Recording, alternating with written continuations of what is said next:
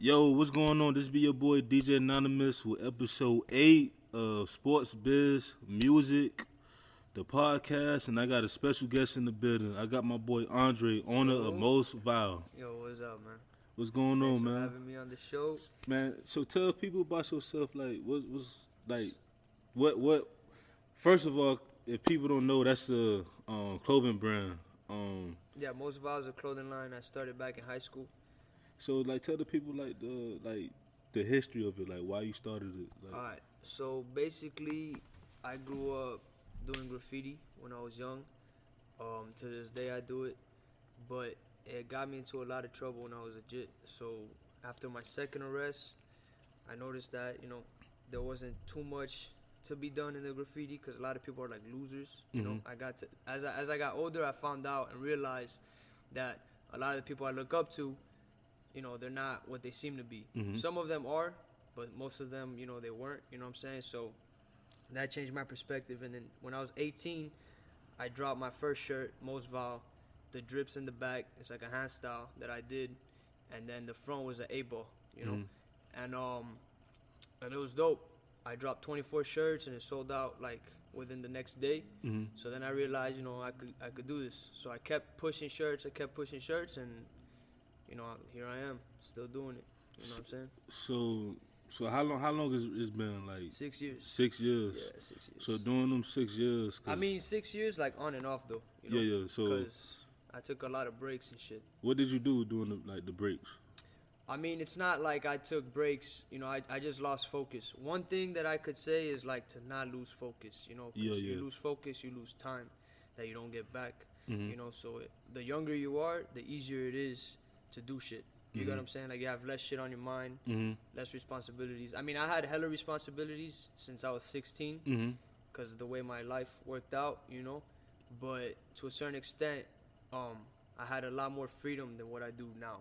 But now I'm more focused than I was then. You get what I'm saying? So that's what it is. So like what made you? Cause I like to ask people like these questions about like their career path. Yep. Like what was that one thing that got you into like wanting to do your clothing brand? So I was never into fashion. To this day, I'm not into fashion.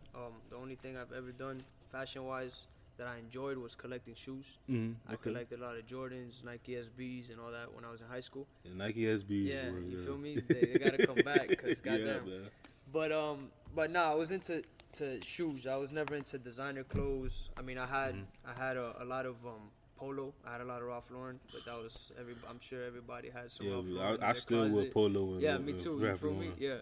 So. What it was like, Mostvile is like a family. It's not only me and Mostvile. Like I'm the owner of Mostvile, the clothing line, and the creator of everything. But as far as like what Mostvile stands for is for more than one person. You know what I'm saying? It's like 12 of us, and we're like a family that we ride together and shit like that. What made me start, so y'all like Wu-Tang. Yeah, we're like Wu-Tang, like everybody supports me for my clothing line, no one's greedy and wants to have like a piece, I mean, I give everybody opportunity with the platform I created for myself and, to make money with me, what I'm saying? I'll be like, yo, pitch me a design, let's work on it, sit on it for a couple months and then release it, you feel me? Because I don't release designs from one day to the next. I literally sit on the same design for like weeks, you feel me, or months, or maybe even a year or two type shit, And on my last podcast, shout out to Valona. Yeah, I heard that podcast. We was talking about music, how music is becoming like you have to drop like albums all the time and stuff. Like, and I was, me and her was talking about like you could drop music, but don't drop an album today, then drop one tomorrow. Like, drop an album and then, drop a couple singles or EPs in between that time until you come out with something else. Because, back in the day, you came out with an album, you could sit on it for about 2 years. Yeah. You know what I'm saying? And I see that even with... I mean, to this day, I like that. Like, my favorite rappers are, like, J. Cole is one of my favorites right now. You feel me? Yeah, J. Cole is one of my favorite. I like Kodak as well. I feel like, they work more on themselves than they do in music, and the music just comes naturally. You know what I'm saying? Like that's what I feel like you gotta do. You can't push to create. You gotta just like let the creative like flow through you. You know what I'm saying? Like the creations just have to come out of you, type shit. You know, because if you try to push too much, you know, like you can't. I feel like a lot of people like the new term like making it. You know, like, oh, I'm trying to make it, this and that. Like I don't. You know, you can make it within yourself. You get what I'm saying? Like as long as you're healthy, like I don't plan on being like a millionaire off my shit. If it happens, it happens. If not, cool. You know, my real goal is like to travel and to inspire other people and to have the gift to create continuously.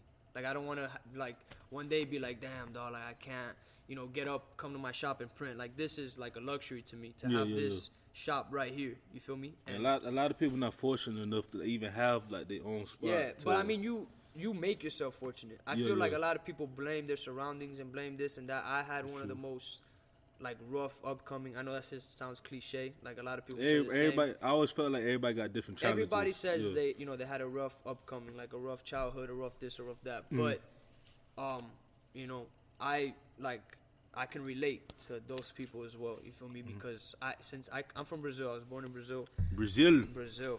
And I came Santos, São Paulo, to be exact, in Santos.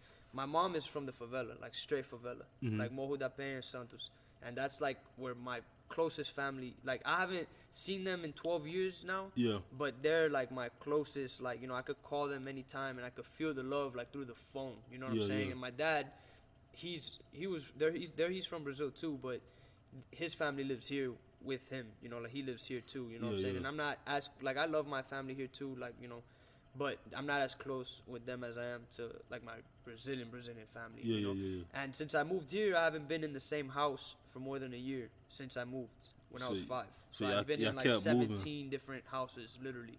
I lived around the whole Miami. I lived in Broward, you know, and I never found 1 second to make an excuse. Like I used to bike from Hollandale to Lil Haiti every day.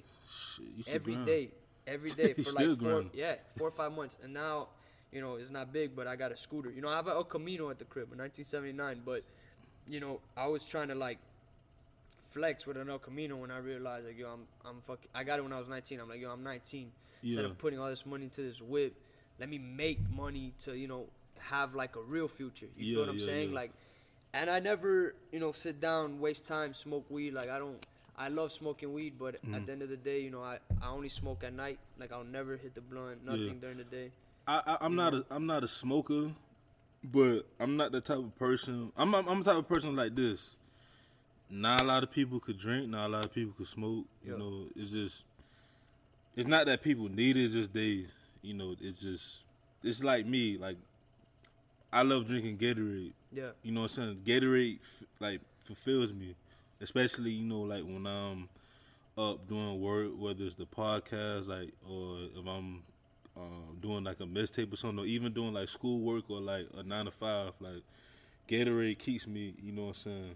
It just keeps me like, that's like my high, you feel me? So it's just like, you know, I respect that because I've had conversations. I know people who you know, who smoke weed or who drink, but they don't let that overtake. You can't. You can't let that. If you have a goal, if you have a plan, and if you make yourself a schedule, and if you smoke weed, that shit's not gonna work. It's like you know, it's a recipe for like disaster. Because you're gonna, even when, you know, I'll smoke at night, the next day I'll wake up unmotivated, the next day I'll wake up tired, not wanting to do shit, you know, I'll be second guessing all my decisions, shit that I've planned like months ahead, I'll second guess when it comes down to it, you know, like, damn, is that really what I want, you know what I'm saying? So it's like, I feel like smoking weed, you have to do it moderately. Like, everybody has an addiction. Everybody has, like, a high. It's like a mental thing. Like, eating cheese. Yes, it's an addiction, Like, there's chemicals in cheese that you get addicted to. You know, just saying the word cheese, like, you fucking around want a cheese quesadilla right now. You feel what I'm saying? So, it's like, shit like that. So, you have to really find and pick your high. And find and pick, like, what you let into your mind. Because your mind could literally control you. Like, it could take over you. Shit, you know. To get back real quick to the when you said when you release a design, you sit on it, and we was comparing like the music and the clothing brand, because clothing brands like right now they coming out with different stuff like almost every week, especially like you see with sneakers and like with Jordans and Nikes, they coming out with different designs like almost not even every quarter no more, it's like every 2 months. Yeah. So do you think, like, as a owner of a clothing brand, that it is important just to let design sit for a while and just Yeah. build that cult following? Yeah, because I feel like everything, is timing. Mm-hmm. You know what I'm saying? I can't, like, everybody has that moment that people are gonna see you. You know Yeah. what I'm saying? Like that you're gonna be in the eyes of the masses, and then you're gonna disappear. Like no one stays at the top forever. You Mm-hmm. feel me? Like no one does, unless you're like a late great rapper like Tupac. Like he's forever at the top Yeah, yeah, yeah. because rest in peace. But you need to like time everything. Like I could feel super raw right now and design the rawest shit that I think is like gonna be super fire, Mm-hmm. but it's not the right moment. You feel me? So instead of like scrapping the idea or feeling bad about the idea, what I do is I just put it to the side, and when it's time for like a pop up or time for like to start picking like a Mm-hmm. selection of designs that I'm gonna release in a bundle, Mm-hmm. that's when I sit and I kind of like pick and choose what I really want. I treat myself as like a rapper. I feel like I coordinate my designs Yeah. as like a musician would. You know what I'm saying? Like the same way a musician would Yeah. drop 30 tracks and then only 10 would make it on the album. Yeah, yeah, I yeah. do the same thing. You know what I'm saying? And then I'll either drop like out of those 30 after the 10 that I released that I think are the best. I'll drop like 2 singles, you know what I'm saying? Yeah, like 2 yeah. single designs for people to like to stay relevant. You know what I'm saying? So I'm not like limited. completely out of the eyes. Yeah, limited. Everything Yeah. I do is limited because Limited. everything I do is hand printed by me, designed by me. Everything here at the shop, you know what I'm saying? I have, like I said, the luxury of being so ambitious to learn all these different things, and I feel like I got to see the world at an early age, so I got to learn a lot, and I like to travel. So I went to I did a road trip when I was 17. As soon as I graduated high school, Where did you go? I went to Colorado, to Colorado? Boulder, and I went to Boulder University actually, and that was like when I realized that I definitely didn't want to associate, like nothing against college students, nothing Yeah. against, shout out everybody going to college doing the thing. I'm going That's- right now hell for yeah. I 30 wish- degrees. At this, yeah, you feel me? Right now at this age, I kind of wish I could go to college, but I can't. But well, I probably can, but I tell myself I can't because I don't. Deep down, I don't want to. I feel like, cause with me, I told, tell everybody. For me, growing up in the household, especially in the island, in the island household, education was very important. Like I'm talking about, like my mom was straight on, and my dad, he's from small town, Live Oak, Florida. So like he went to school and stuff like that. So they always make sure that I was on it. And then Yeah, on top of your shit. On top of your Yeah. So as I got older, I'm like, I really love school, but not just for the books though, just to meet new people. I was about to say that. Like the number one thing I learned in high school Yeah. wasn't even nothing with the books. Like I learned a couple things with the books, Yeah. but the main thing I learned in high school was how to interact with people. Yeah. Like how to deal with 1,000,001 different types of characteristics. You know what I'm saying? And that's super important because not everybody's the same. So I'm super open minded. Like you could like the most heavy metal rock music there is, or you could like the most opera music there is, and I could relate to both of those. You know I was what the I'm saying? same way in Like, high school. You feel me? Like, and I have friends that don't think like that. That if they think it's whack, it's whack. Like like they don't think it's whack. They know it's whack in their eyes. Yeah. You know what I'm saying? They don't even give it a chance. Like, oh, maybe this person. Let me see why they like. You know what I'm saying? Like they don't have that. You feel me? So in high school, I learned how to learn. Like I learned how to fucking just pay attention to things like that. You know what I'm saying? And understand different people. You feel what I'm saying? So, all right. So you got your clothing brand. Yeah. Is Also, we got the screen printing company. Oh yeah, too. yeah. What's the name of it It's again? called Against All Odds. Against All. What? Yeah. Why you name it that? So Against All Odds, pretty much, this is like my gold right here. It's my gold mine. So what it was I like I said, I started my clothing line when I was in high school 6 years ago, and I was working at a restaurant called Casa Tua on 17th and James Avenue. It's a fine dining restaurant. I was making stupid money, and I was saving money, and investing in my clothing line, just releasing design, while like doing trips as well. Seeing like I've been to Atlanta a couple times, whatever. So point is, I quit that restaurant to learn how to screen print. I started working for Damage Inc. My dog David Miller, he's still like my super good friend.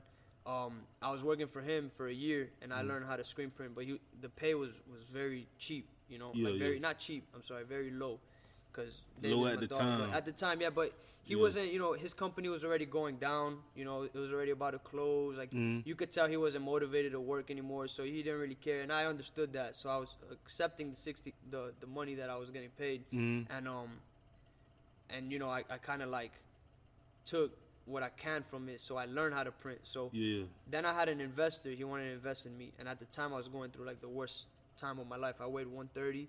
I was like pretty much homeless. You know what I'm saying? I had Yeah. no crib. I was living with my mom's ex. Like it was a weird situation, a weird time. You know what I'm Yeah. saying? And like I was at the like just working so much, getting paid so little, not being able to do things with friends that I kind of like became shunned. Like I was shunned out of everything that was happening. You know, like nobody.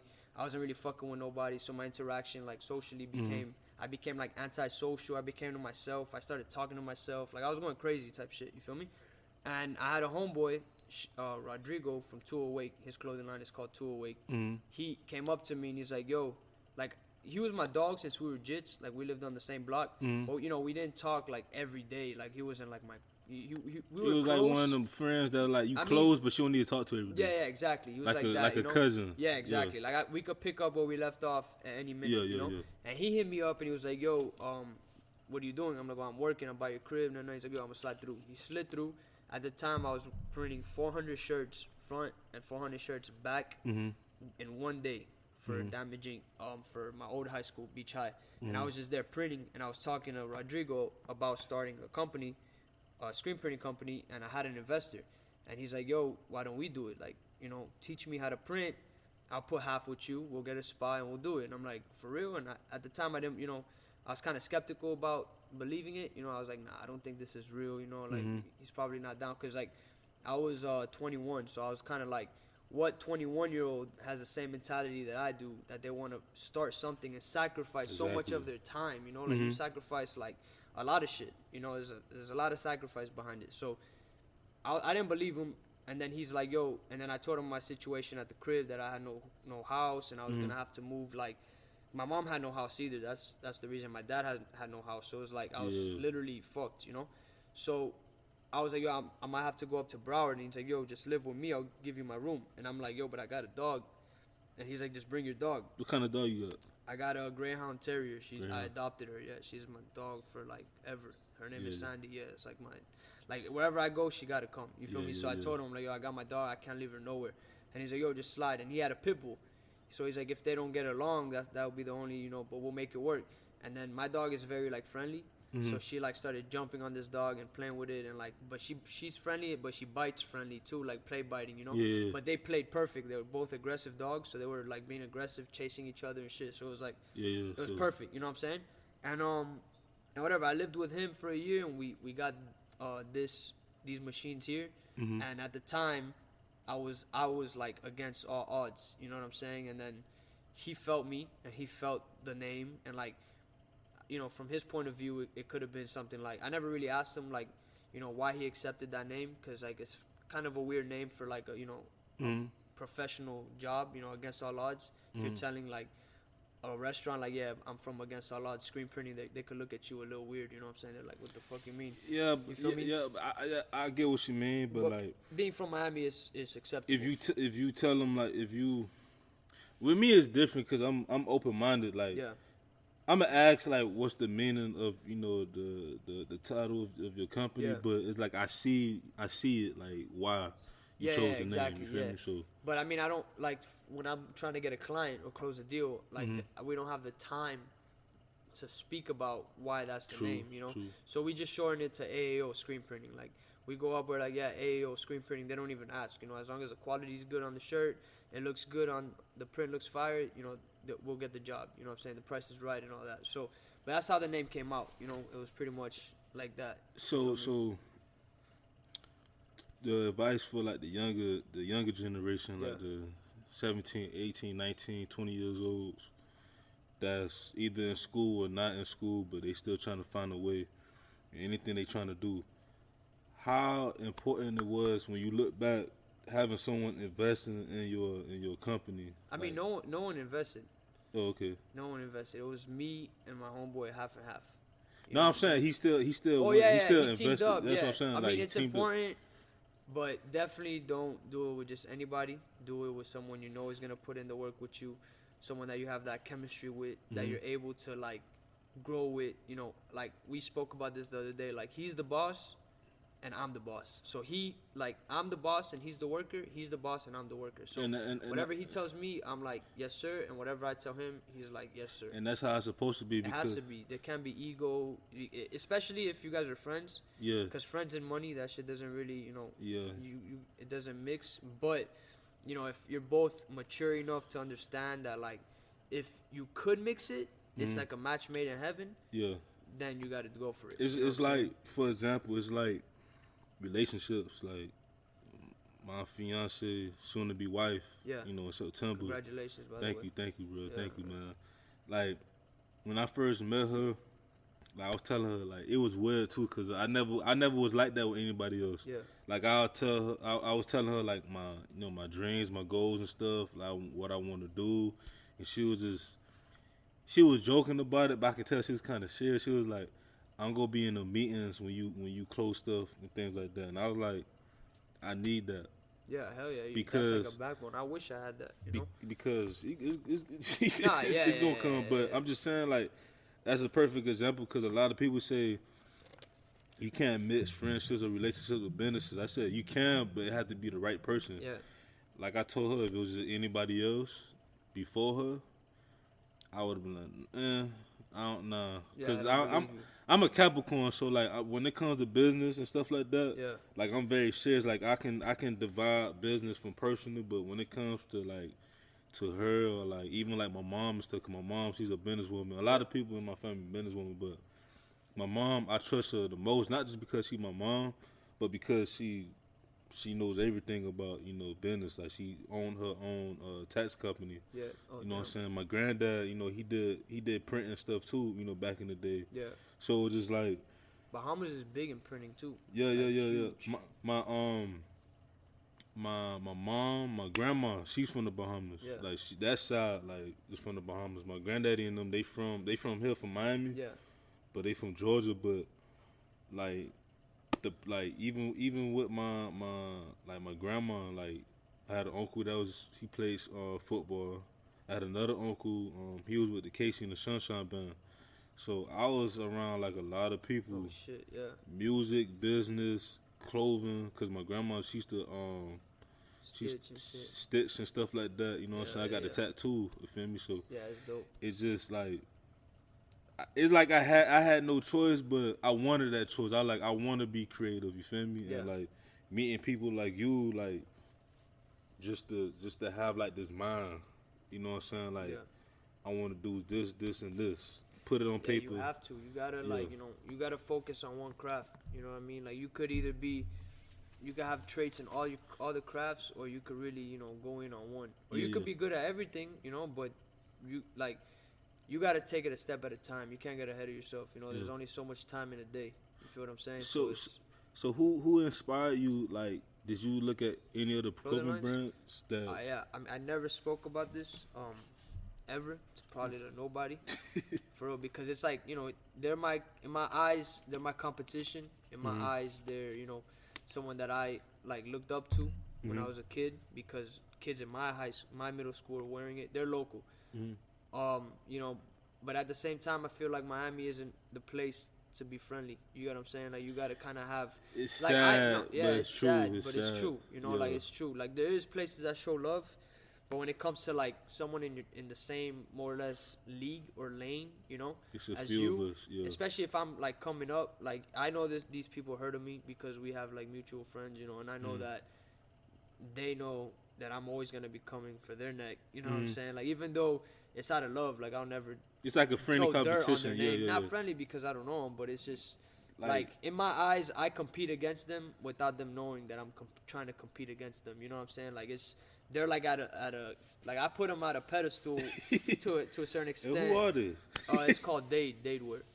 Yes. Yeah, so they've been around. They've been around for a minute. Yeah, because I remember they had like the hats and all that stuff. Yeah, and they're fire. I fuck with them. I even bought one of their. I've gone to their pop-ups like without them knowing I'm there. Like I go, I'll look around, take pictures, take notes. You know what I'm saying? And I'll be like, all right, this is what I gotta do on my pop up. You know what I'm saying? I bought a hat from them, and I'm like, all right, this is where I have to buy my hats from. You know, I seen who they printed with, and I'm like, all right, I'm gonna go print with the same people. You feel what I'm saying? Like, it was kind of like they were like he in a way he threw the ropes. You know, like he threw the rope down. I had to climb the rope. You know, like he didn't. Like he probably didn't know I was watching, but he knew somebody was watching. You know, like he's older than me. I think he's definitely older. He's probably in his 40s. Yeah, cause they've been to what? They've been. I remember when I was in high school, they had some they were stuff. going around. Yeah, they've been around for a minute. But you know, they're fire. You feel me? They also grew up probably the same, more or less, way that we grew up. You know what I'm saying? And then the graffiti game too. We kind of like, you know, had our eyes on them. You know what I'm saying? So it's like, and they're from the beach. I'm from the beach. You feel me? So they're from South Beach. We're from 7-1. But he's like from an older generation where I don't think that the beef between 7-1 and South Beach was as strong as it was the generation after that, and then my generation. So it was a beef between 71st and South Beach. Hell yeah. You know what? I got a story. Before we move on, I have a story. I think I said this in my podcast. But I wanna keep saying it because I never used to like it. But you know, in the beach, they call us the mainlanders. You know, they call us the people from the other side of the bridge. Yeah. So when I was 18 years old, You're from the beach? No. I'm from my mom. Shout out to my mom, but shout out. I stay in Ponds now. Yeah. But I should stay like in the Opelika area. Well, you know I stay up there too. You know what I'm saying? So I don't want to say Opelika because my mom was like, no, we stay on the other side because you know how it is down here. Like they divide like the different stuff. But so I went over there one day. I went to MIA Skate Shop. MIA Skate Shop, yeah. I want to get this. Shout out MIA though. Yeah. I'm looking. I want to do an interview with y'all boys too. Yeah. But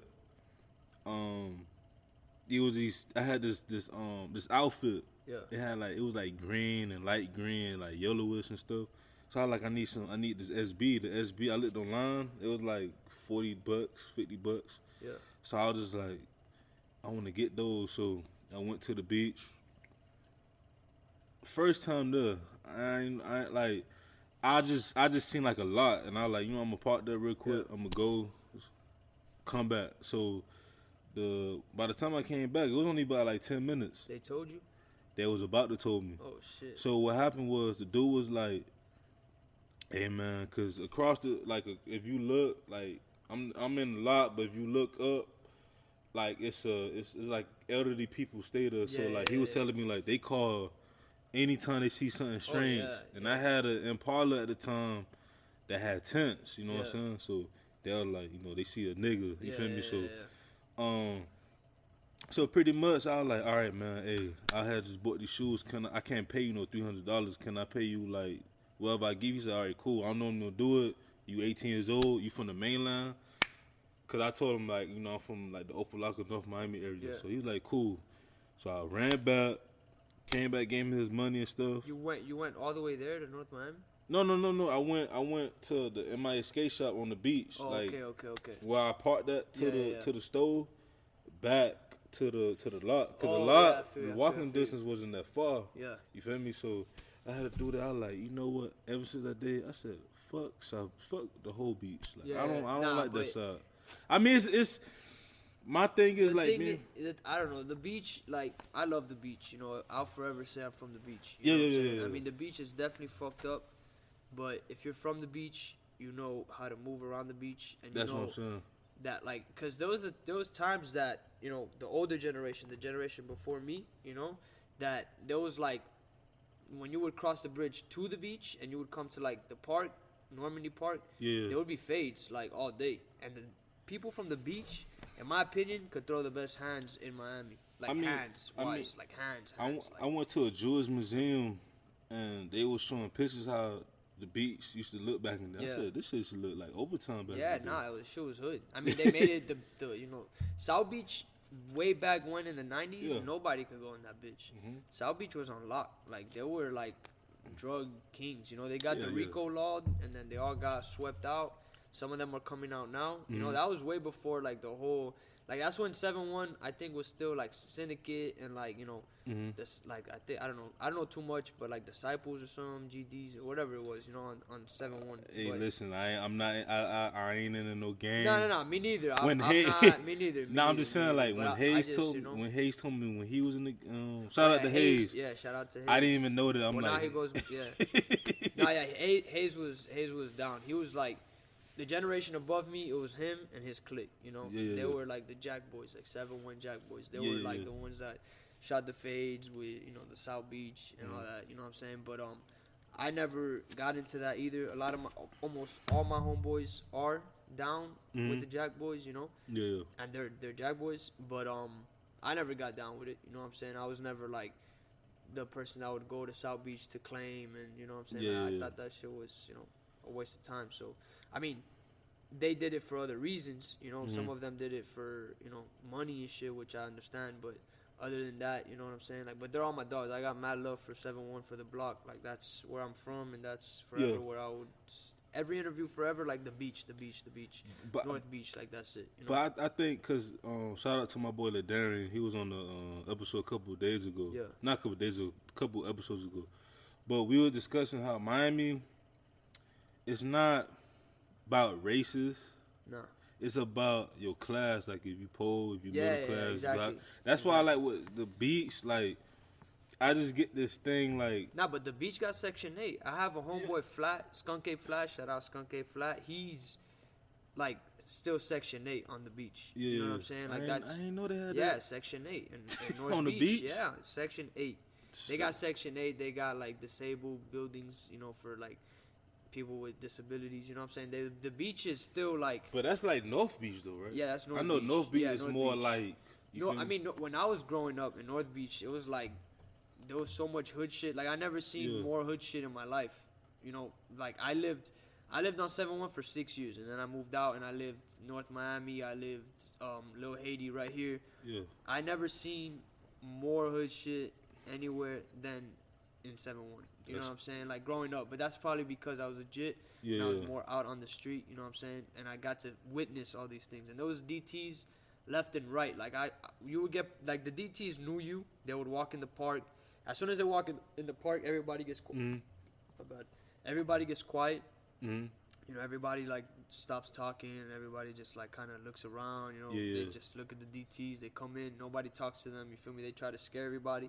Then they clear it, you know what I'm saying? But the DTs used to whoop, like, us, you know what I'm saying? The DTs used to chase us. Like, it's shit that, nobody knows about because you think of the beach and you think, like, oh, yeah, the beach, you know what I'm saying? But nah, like, the beach holds its own. It's still Dade County, so. It's still Dade County, yeah. It's not like, I mean, I'm not from South Beach.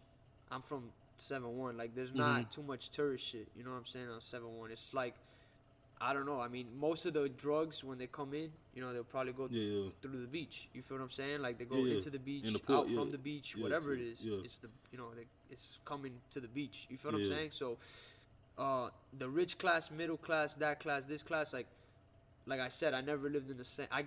We've been evicted more than 5 times already. You know what I'm saying? And I'm from the beach. You feel what I'm saying? Like, all my homeboys been evicted, and we're from the beach. You feel me? So it's like that whole like, oh yeah, the beach has money, this, that. Like, nah, we don't. And the beach is just a different mentality. Like, cause I think it's like, you know how Miami in general is like a more fast-paced city than anywhere else in Florida. It's like the beach is even faster because the beach you get to see like the people on South Beach and how they're living. And then you go back to like the North Beach and you're like, damn. And then you go over the bridge and you're like, damn. So you're kind of like, you know what I'm saying? Like, you're like, they're hustling over the bridge and they're living like a dream. The tourist people on this side, and like, we're on the beach and we don't have money. Like, let's get money, hustle like them on the beach to live like these people are living on the beach. You know what I'm saying? But you know what? You see the best of both worlds. It's kind of like that. You feel me? I never like, cause growing up, like I never believed that. But then like look at Las Vegas. Like Las Vegas, they got hoods. Like they got people that's in poverty. You feel me? So it's just like, just hearing it. Maybe I heard it one day when I was younger. From like my older cousins and them. But I never. When I lived at the beach, I'm like, the New Yorkers and them want to come down and go on the beach. But I be telling, like I tell. But now look at Wynwood. Winwood is the hood, right? No, when was the hood? Like But are you gonna Overtown, say- literally. all right, and then right next to Overtown, there's like, well, not yeah, there's Winwood right there next to Overtown. So, but the prices in Winwood are going up. So now is Winwood gonna be like the new beach? Like, oh yeah, you're I from believe Winwood, so. you know what I'm saying? Yeah, exactly. But I believe so. but at the same time, the people west of Winwood are still living in poverty. But that's Yeah. still Winwood. You get what I'm saying? Like it's Yeah. it's like you can't just automatically because you can't. because it's like it has a certain reputation. You can't think that everybody there is living a dream. Yeah, You just feel me? like presently, like they changed the name, like back in '04, the Miami Gardens, but people still call it, Carol City, Yeah, still exactly. call it Opalaka. Exactly. Even now, Hialeah's trying to claim this whole like like across the 95. They trying to claim the whole area. I'm Yeah. like, people still gonna claim that as Poker Beans. You know what I'm saying? Exactly. The city and stuff like that, Yeah. Liberty City. But like, that's something new I learned. They're doing all this other shit. I feel like in like 10 years from now, Miami's gonna be fucked. Like everybody's gonna be gone. You know what I'm saying? Like everybody's gonna be getting evicted left and right. Prices are gonna be crazy. You feel me? Miami's like the new New York. Yeah, man, they're and it's extorting sad. everything in Miami. Yeah, it's sad as fuck because I feel like Miami, has so much culture compared to the rest of the United States. Like, the United States has, like, I mean, I'm not racist, but I feel like real Americans, they don't have the same culture that, like, Bahamians have, Brazilians have, Cubans have, Mexicans have, like, you know what I'm saying? Like, and in Miami, it's like a melting pot for all that. Yeah, so yeah. even if you're, like, I have one of my best friends are fully American, and when we travel, they think that he's Cuban. You feel me? Because of like the way he acts, like his sense of humor. You feel what I'm saying? And it's all because it's like you're from Miami. You're not from the United States. You're from Miami. You feel me? Like you're from Miami. Like like even in other southern cities, cause with me, again the DJing and stuff like that, networking with artists outside like the South, a lot of them was be like, you sound you country, you feel me? Like Miami is a big city, but it's still the South. But when you go to like Atlanta, when you go to Memphis and stuff, they call us. They don't like even consider us Southern. They like y'all city folk or y'all from the islands. You know what I'm saying? Like so, I'm like, to me, I always say like Miami, like South Florida as a whole is like it's a pot. Like we have like the. No, Atlanta has culture though. Yeah, the Atlanta South has got culture. Yeah, the South has culture. Yeah. I love the South. Everything from the South. I think the South birthed the best hip hop like groups, the best hip hop music, the best United States food, like all the fried shit, like all that. The South. I've been to Atlanta like 10 times already. I love Atlanta. Mm-hmm. Atlanta's like my shit. But I always tell people, Miami, to me, it's a southern city, but you got all these people from different places. Yeah. You know what I'm saying? Because the 45th president don't know, but a lot of these islanders built Miami. You feel me? So they built these towns and stuff. You know what I'm saying? So it's just like. I wanted to talk about him. Yeah, like the Cubans, the Haitians, everybody. Yeah, like because it's crazy like what he said, but I'm gonna leave that alone. Yeah, I'm gonna go what back. What did he say? About remember a few weeks ago he was talking about Haitians and like people from Africa and like people from like pretty much everywhere else is like from like third world countries are like they shouldn't be allowed or some shit. And I was like, this whole country was built off these people, like off of us, like our ancestors. What I think they try to do with that is like there's a bigger plan behind all that. You feel what I'm saying? Like racism. I'm from Brazil, like I said. In Brazil, Brazil savage. Brazil savage. But as in what? Like it's like just like you talk about the beach. Brazil got that part, that good part. But Brazil is either rich or poor. Yeah, there's like no it's in between. There's there's no middle class. It's like you either loaded or you're broke. Or you broke, and that's then like that's it. And the way it is that they like in Brazil, like I was saying, they have the slang is like obviously besides like the other slang, the normal slang they have, they go like as affection. Like if I have a girl, I call her nega, neguinha, you know? Mm-hmm. If your homeboy, nego, negão, neguinho, all that, you know what I'm saying? Like, and that's like everybody. You feel what I'm saying? And then growing up, you're kind of like, you're listening to all these things, and then you come like here to the United States where like, you know, all that is racist because people make it like that. The media makes it like that because they divide to conquer. You know what I'm saying? They divide everybody. You feel what I'm saying? Obviously, you can't disrespect people and you can't cross lines. Obviously, like in the past, you know, certain shit was set in stone that you can't say and shit like that for all race, like all races. You know, like you can't. You know what I'm saying? You know the words and shit. But regardless, like I feel like racism is make believe, like to a certain extent.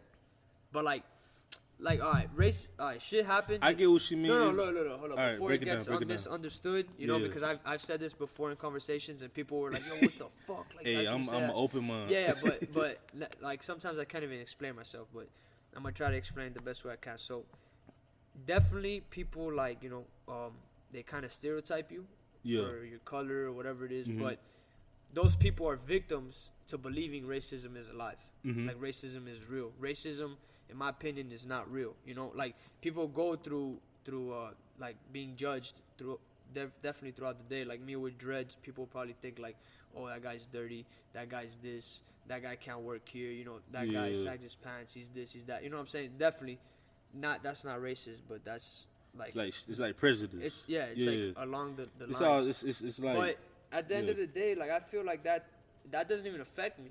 You know, like it doesn't affect me. If I can't get a job because of that, it's like whatever, fuck it. You know, I'll go do something else. You know, if I, you know what I'm saying, I won't sit like I don't know. Like I love J. Cole, he's my favorite rapper, but like and even Kendrick, I like Kendrick. I liked Kendrick more back then when he was like Good Kid, Mad City. But I feel like they're promoting too much they're feeding too much energy into this whole like racism thing, which is, in my opinion, what the bigger people want. Like they want you to keep hearing, like we're having this conversation about racism. I feel like if this was 4 years ago, there would be no conversation about it even though it'd still be alive. Like I feel like it wouldn't be that. You know what I'm saying? Like I never heard growing up. Like I never heard that shit. Like I don't know. I was never. You know, like we get whooped by cops all the time. You could be Hispanic, white, black, Asian. You could be whatever the fuck. You get whooped by cops. You know what I'm saying? Like it's just how you carry yourself throughout your day. Like the energy you put out, the energy you bring in, your culture. You know, like us Latin people and Hispanics and blacks, we're more cultured than a lot of people. Than like not necessarily white people, but you know we're cultured people. So not a lot of people can stand our culture. Not a lot of people understand our culture. You get what I'm saying? Because the way we carry ourselves is the way that, like, I'm always happy. I'm always laughing, cracking jokes, ranking people. Like, it's just what I do throughout my day. Like, that's how I get throughout my day. I'm never, like, if I start stressing, it's because, you know, it's something serious. But even though I'm stressing, I'll still find a way to, like, relieve that stress by having fun throughout my day. You get what I'm saying? So it's like, I don't try to sit and think of like these problems that people say are alive, like racism. I don't, like Obama was black, like he was a president. You know what I'm saying? Like that shows you that racism is like, I don't know, it's not. I don't want people to get like offended by this either, because I know people do get offended by this. They get offended, but that's my opinion. Listen, you know if they get offended, then you know they could come on the show or whatever. And speak about it. My thing is that. You know, especially growing up in Miami, I don't see color. You feel me? Like I'm like, bro. Especially like, in Miami. I grew up around. Especially in Miami. Like my grandparents, you know, it's not in Hialeah, but it's like basically like Hialeah's on the other side. But like the community and majority of the people is like Cubans or Puerto Ricans or Dominicans. So I'm like, I'm not gonna lie, you know. But there is a big like war between Hispanics and like blacks. That's like, but like that's been like that, like, you know, like it's been like that. But it's not as big as people make it seem. It's like, I don't even know how to explain it. You know what I'm saying? It's weird. It's I don't even know. Like it's not real. You got what I'm saying? It's just shit that like the old heads think is like real, but it's not. Like, you know what I mean or not? Yeah, like, I get what you mean. Like, I don't wanna go deep into it, Yeah, but my fiance, she told me a story about like the Dominicans and the Haitians, and she told me her part. I don't want to touch that because it's like It's in every island, like sensitive. the Bahamians, we was once a British colony. You feel me? So it's pretty much like that same thing. And like in the islands, it's like okay, I'm a black Bahamian, right? Yeah. And then you have white Bahamians, you have Jewish Bahamians and stuff. Like in Jamaica, you got darker skin and lighter skin. You got Jewish Jamaicans, you got Asian Jamaicans and stuff. Yeah. So pretty much people play that divide card like, oh, you're lighter than me or stuff, or you're darker than me and things like that. Yeah. Like in the islands and like they divide each other by color, or they divide by like like down here in Miami like by class. You feel me? So it's just like for me, I get what you mean because I still kind of say racist is there, but I do believe that it's because of we was fed to, like we was taught that like it's racism. Yeah. Racism is only alive like in prisons and shit. Yeah, You know, you have to like stick with whatever the fuck. You know, in my eyes, because I don't see that. Like I don't think so here. You know what I'm saying? I don't. Basically, what you saying is like when I like that's why I don't really like watching the news. I don't like the media. I don't watch that shit. I don't watch the news. You basically feeding like okay. I tell people this all the time. Why I don't really keep up with the news is because I don't want to be a part of society. Want to follow like this happened, this happened and stuff. How should I pick and choose because I'm not finna. If I got Hispanic friends, if I got black friends, even though I'm black, if I got white friends and stuff like that, it's not that fault because that person is fucked up or stupid. Exactly. Like I'm not finna not stop. Like all right, for perfect example, my fiance. Anybody that asks me, I don't like white women because I don't like them. Yeah. Not. I don't like them. Is that they not my type. Yeah, you're not your type. Some of them is fine as hell. Yeah. But they not my type. Yeah. Like, I dated, black women, beautiful queens and stuff like that. Yeah. I dated black women before. And even then, like, when I was dating my fiance and stuff like that, being in an interracial relationship, even though I tell her all the time, like, technically, you black, we all come from the same motherland, but yeah, that's another thing. Like, two black people can make a white baby. Yeah. But two white people can't make a black baby. Mm-hmm. You know what I'm saying? So like, how can people say that like black people weren't the first people on the planet? Yeah. You get what I'm saying? Like, there's no way you can make an albino baby, but you can't. Two white people can't make a black baby. You know what I'm saying? That's just like a quick thought that I had type shit. Nah, you feel me? It's not even doesn't go deep. Nah, it's true though. But like, she'll tell me like it be days where like black women would look at me, like when I'm with her, and they'll give me like an eye, and I tell her it's kind of the same way with me. Like if I'm with you, Hispanic men would look at me strange and stuff like that. But it's like we in a time where it's like a gumbo, like everywhere. Like, you have Asians dating like some random shit, like Asians and a Jamaican, a Hawaiian, and a Russian. You feel me? Like it's beautiful, man. But to get to your clothing brand, because we talked about this. I don't like, cause I want to get everything out. You feel me? Cause it's gonna lead into what I want to talk about. You know, with especially with artists down here in Miami. Yeah. So you said that your clothing brand is booming, but you still reach out to people who people that's famous and stuff down here that you reach out, send them free stuff and stuff. Yeah. So we talked about like the whole Zoe Dollar situation that you had. You feel me? Like. Yeah. I feel you. Nah, it's all good. I mean, I'd rather not speak about that though. You don't want to speak about it? Nah. I'd rather not speak about that. Okay. I mean, one person that I met on the street that I could vouch that showed mad love is Perion J. Key. Okay. He's like he became my dog. Like we could keep contact and everything like that. Yeah. Okay, so forget the negative, whatever. I rather not, you know. Nah, cause with me it's like I want to have everything up. I'm not just cause when I listen to people podcasts, most people that interviews, Yeah. they want to seek out the negativity. I want you to everything. I mean, yeah, if you want to question something, I got you, dog. If you don't want to talk about that, cool. But the people that support your COVID brand, does that like keep you motivated to come out with sure. new? I mean, I could speak on the Zoe Dollars thing. I mean, you know, they reached out to me, his DJ, you know, and that shit was raw. It was when I got into a store called Appointment Only. Yeah. Owned by Phil the Mayor. Phil the Mayor's my dog. Shout out Phil the Mayor. Mm-hmm. You know, they were pushing my shirts, 3 shirts that I had at the time. One was called Snitch Exterminator. The other one was Trappian. And one was Gucci Bumps. So I got a message from Zoe Dollars DJ saying that they wanted some shirts. They wanted like a pack, you know. So I was like, all right, for sure, you know. But if we do that, let's do a little photo shoot and whatever. They kind of like slowed the process, whatever. I'm like, fuck it, you know what? It was when I first started my Instagram, so it was probably late 2015, early 2016. No, late 2016, early 2017. Okay. And I was like, all right, fuck it, I'm gonna just meet you up, give you the shirts, whatever.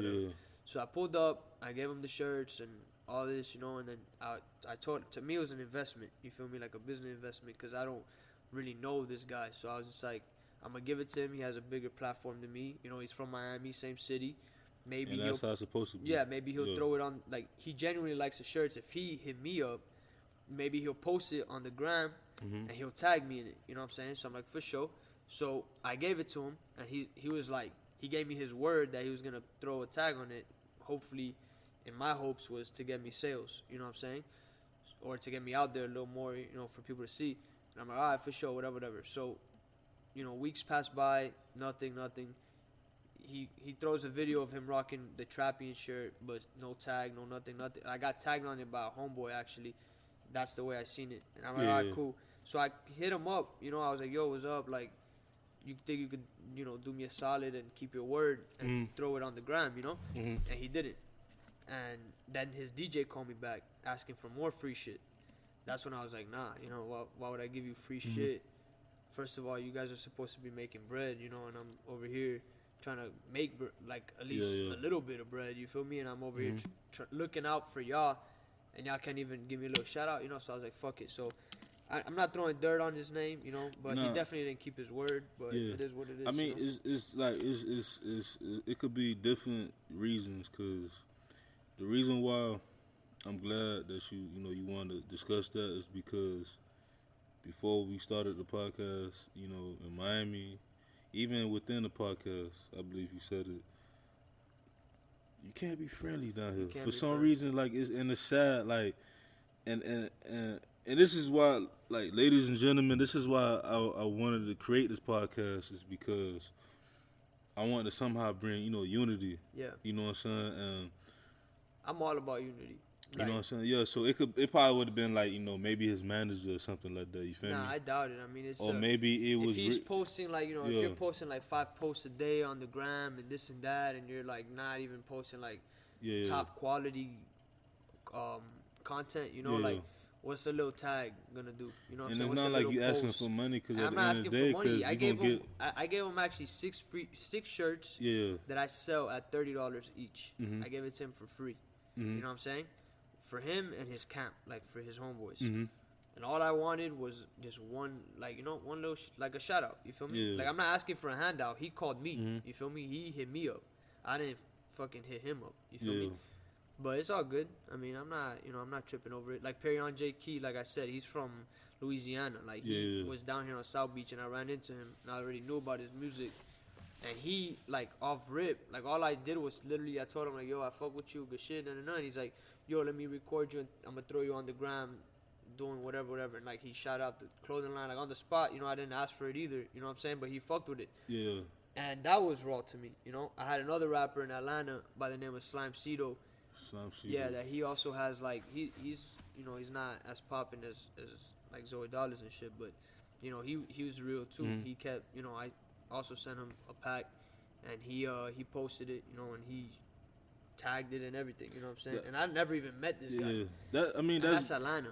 You feel me? So that's good though, because like, I always say that, don't let one person mess you up, because nah, I don't. I've had people that wanted to interview and stuff, and they either never hit me back up, or they never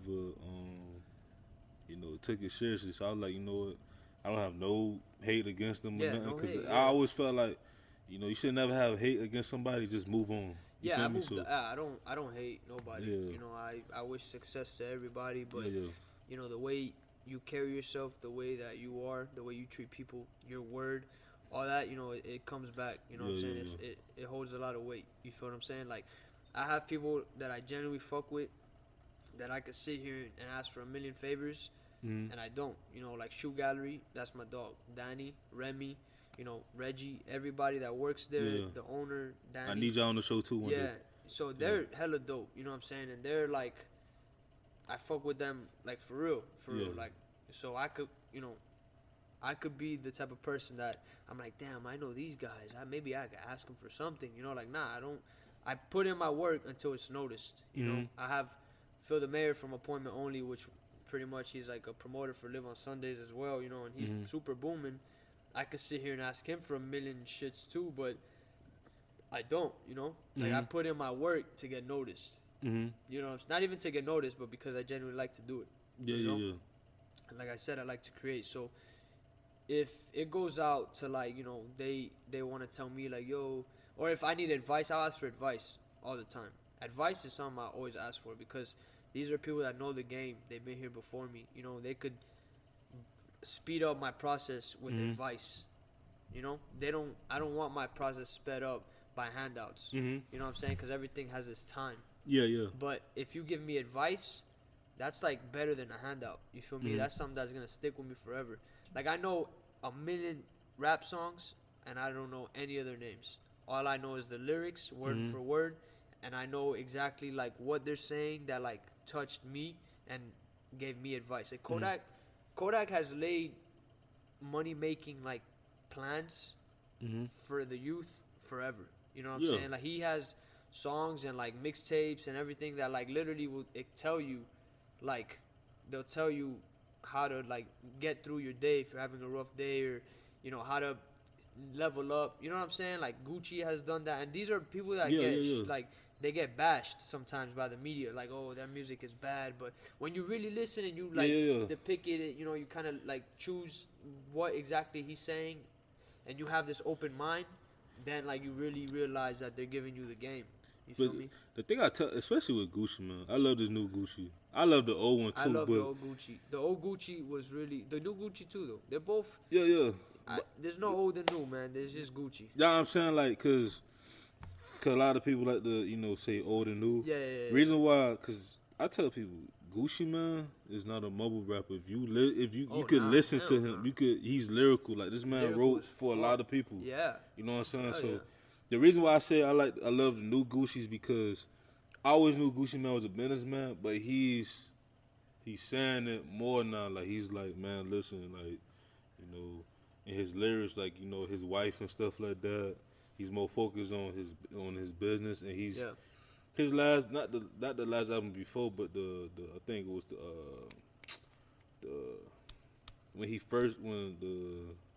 not the one with the Ice Mountain, the one before that. What was it, Mr. Davis, I think? Yeah. And there was also, like, Roderick Davis against the state and shit. Yeah, that was before. I'm talking about the one that came out last year. And that album, it was like the one he has, like, his hand on his face like that.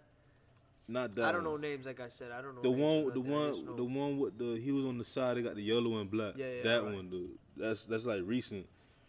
A lot of people say that's like another 444. I said, yeah, like he's involved. In my opinion, he's up there. He's just from the South. Yeah. Like him and Jeezy both came a long way. Like, Jeezy is a mogul, Even, but for like, example, like Jay-Z, when he was trying to do the song with Pimp C, and, like, they gave they gave Pimp C the song, and I forgot It's their biggest hit. I think it's Big Pimpin'. Yeah, Big Pimpin', yeah. And they gave him the song, and he's like, Pimp C was like, what the fuck is this New York ass shit? I'm not gonna jump on this. And then they told him like, yo, do it. He's like, ah, whatever. He jumped in the studio. Supposedly, this is what, like, from, you know, I watch a lot of interviews and a lot of like stories and shit, and he said that he literally went in and just freestyled it, and that was the best verse in that fucking song. Yeah, you know, Pimp and C. that was R.I.P. Pimp C. Yeah, R.I.P. Pimp C. He's also one of my favorites, and you know, he like, then when they shot the music video, he's like, yo, they shot it in Miami. He's like, yo, I'm not gonna shoot it. He just bought a Benz. Yeah, like, I'm not gonna shoot it until my Benz gets down here. You feel me? And like, he held off the music video, and Jay-Z was already Jay-Z. Yeah, they're like, yo, this is Jay-Z. He's like, I don't give a fuck, you know. And that was the era. Like, I was alive, obviously, but I wasn't as like UGK is like as I am now. UGK was like, by that time they was but like but nobody was respecting the South. You know what I'm saying? They were still like, oh, nah, the South this, the South that. And Pimp C was like, nah, fuck y'all. We're from the South. We've been here. We fucking are gonna be here forever. You know, take it how you love it. You know what I'm saying? Like, take it how you want it. Like, that's just what it is. You know, that's how they did it. You feel what I'm saying? Like, yeah. And like, that's the same thing. I feel like the South still gets looked over because of, there's a lot of whack shit from the South, but there's a lot of good shit from the South. Like you know Kodak Black. I'm like, Kodak is Kodak the shit. is People wrong. always talking shit about Kodak, always. But Kodak, when you listen to Kodak, you'll be like, damn. How you feel about Cardi B? I mean, she's just bad as fuck in my eyes. I feel like I would want a girl like that with her characteristic. You know what I'm saying? Like, that's as a musician, she's a great hustler. She's good at music too. You know, her songs are catchy and shit, but she's a great hustler. That's how she got there. You know what I'm saying? I think that's how she got to where she's at. Yeah. Just by knowing how to hustle, like knowing how to nonstop hustle, and her character really took her there. You feel me? Being funny, doing all those videos on Instagram, real, you know, and just saying whatever the fuck she wanted to. She like I don't think that, musically she had to grow on me. Like, she's still growing on me, but like when I heard her first mixtapes, I said, Cardi B, I ain't gonna lie, she could make some great hooks. Yeah. You know what I'm saying? Like if I was to know Cardi B, Lord help, if I was to know Cardi B, my fiance would have been real happy. We would have been like good. You feel me? Yeah. But I would have put Cardi B on a dope ass track with people. She don't even have to rap on it, just other people, and then she just do the hook. Yeah. Like, she'll make it, like, cause Cardi B, I look at her as like, you know, Future had his time. He still got his time, but Future was hot. Then you had T-Pain. Oh, T-Pain's. You know what I'm saying? A lot of people is don't give T-Pain that credit, because T-Pain was the artist where he's raw as fuck. Yeah, he had his own projects, but he was always Future on somebody else because of his work ethic. And a lot of people don't. I mean, that's a southern thing too, cause he from Florida. He's from Florida. You know what I'm saying? From Tallahassee, but that's because of his like, he brought auto-tune in. You know, him and Kanye. They both, you know, came through with the auto-tune. You know what I'm saying? And his hooks with Lil Wayne, like, all the shits he has with Lil Wayne are like instant classics. Even the shit he just did now, the Rolling Piece. You heard it? I heard it. Yeah. That shit's a fucking amazing. You know, I listened to it. I'm like, damn, I thought I was in 6th grade again. You know what I'm saying? Like, T-Pain was a shit. You know, T-Pain. You got Plies from Florida. You got, you know, like Trick Daddy, of course. The legend, you know what man. I'm saying? I feel like that him and Trina album will be great, especially for the city. We need that. Yeah, hell, you know what I'm saying? Rick Ross. Gunplay is another one too. Gunplay just left Def Jam right now too. He just went independent. He did? So, yeah. Because the thing with Gunplay remind me, alright, Gunplay's like 2 Chainz for me. Nah.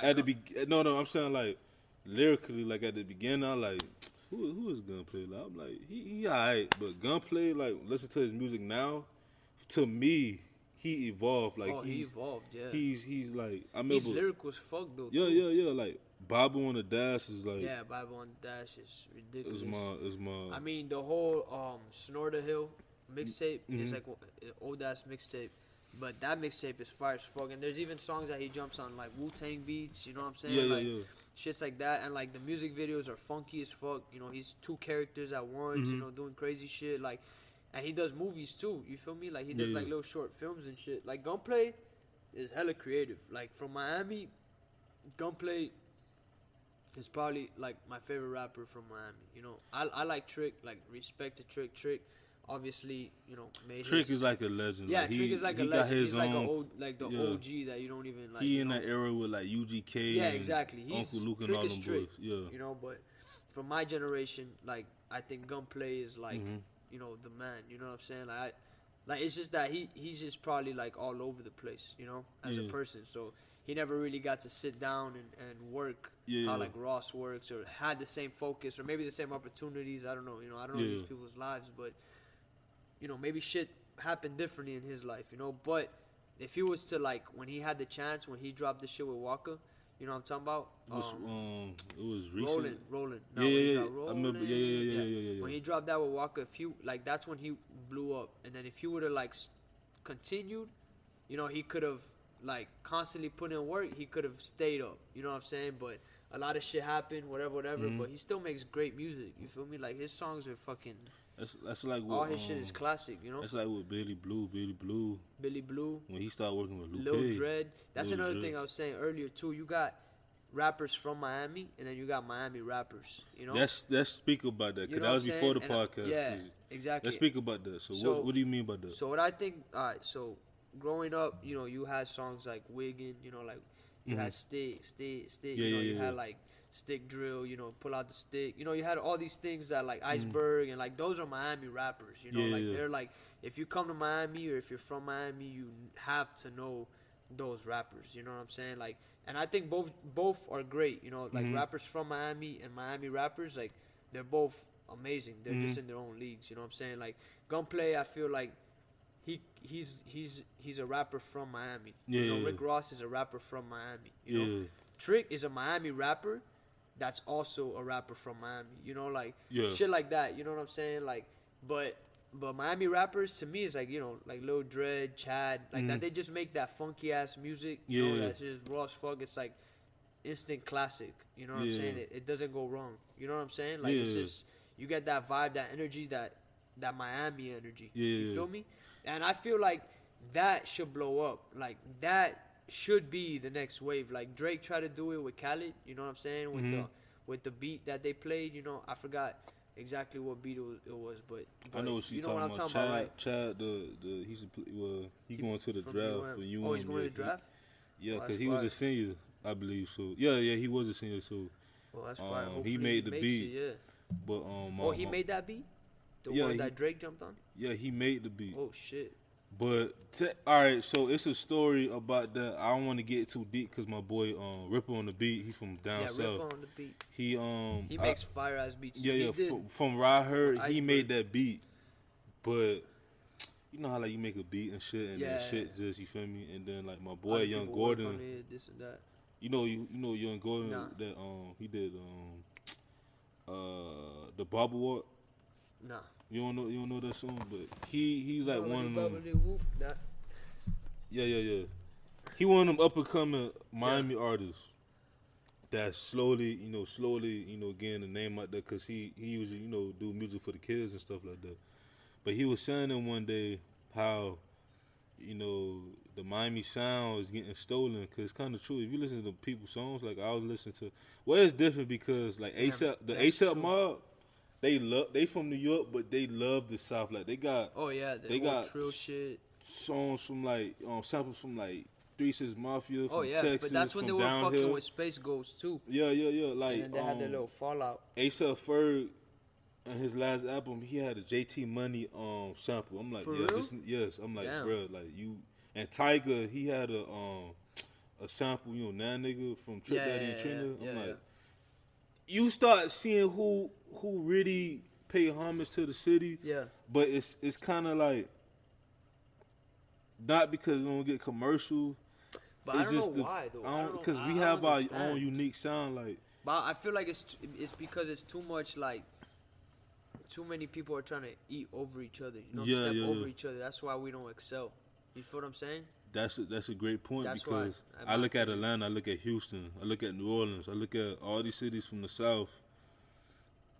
Because even when you listen to Houston music, Camille don't sound like. I mean, he's from Houston, but he don't sound. Camille doesn't sound like. He don't have that that chopped and screw, because in Yeah. the interview he said he didn't like chopped and screw music. You Yeah. know what I'm saying? Even though he's from Houston, he had like that Scarface. Yeah. Cause Scarface was like, you from Houston.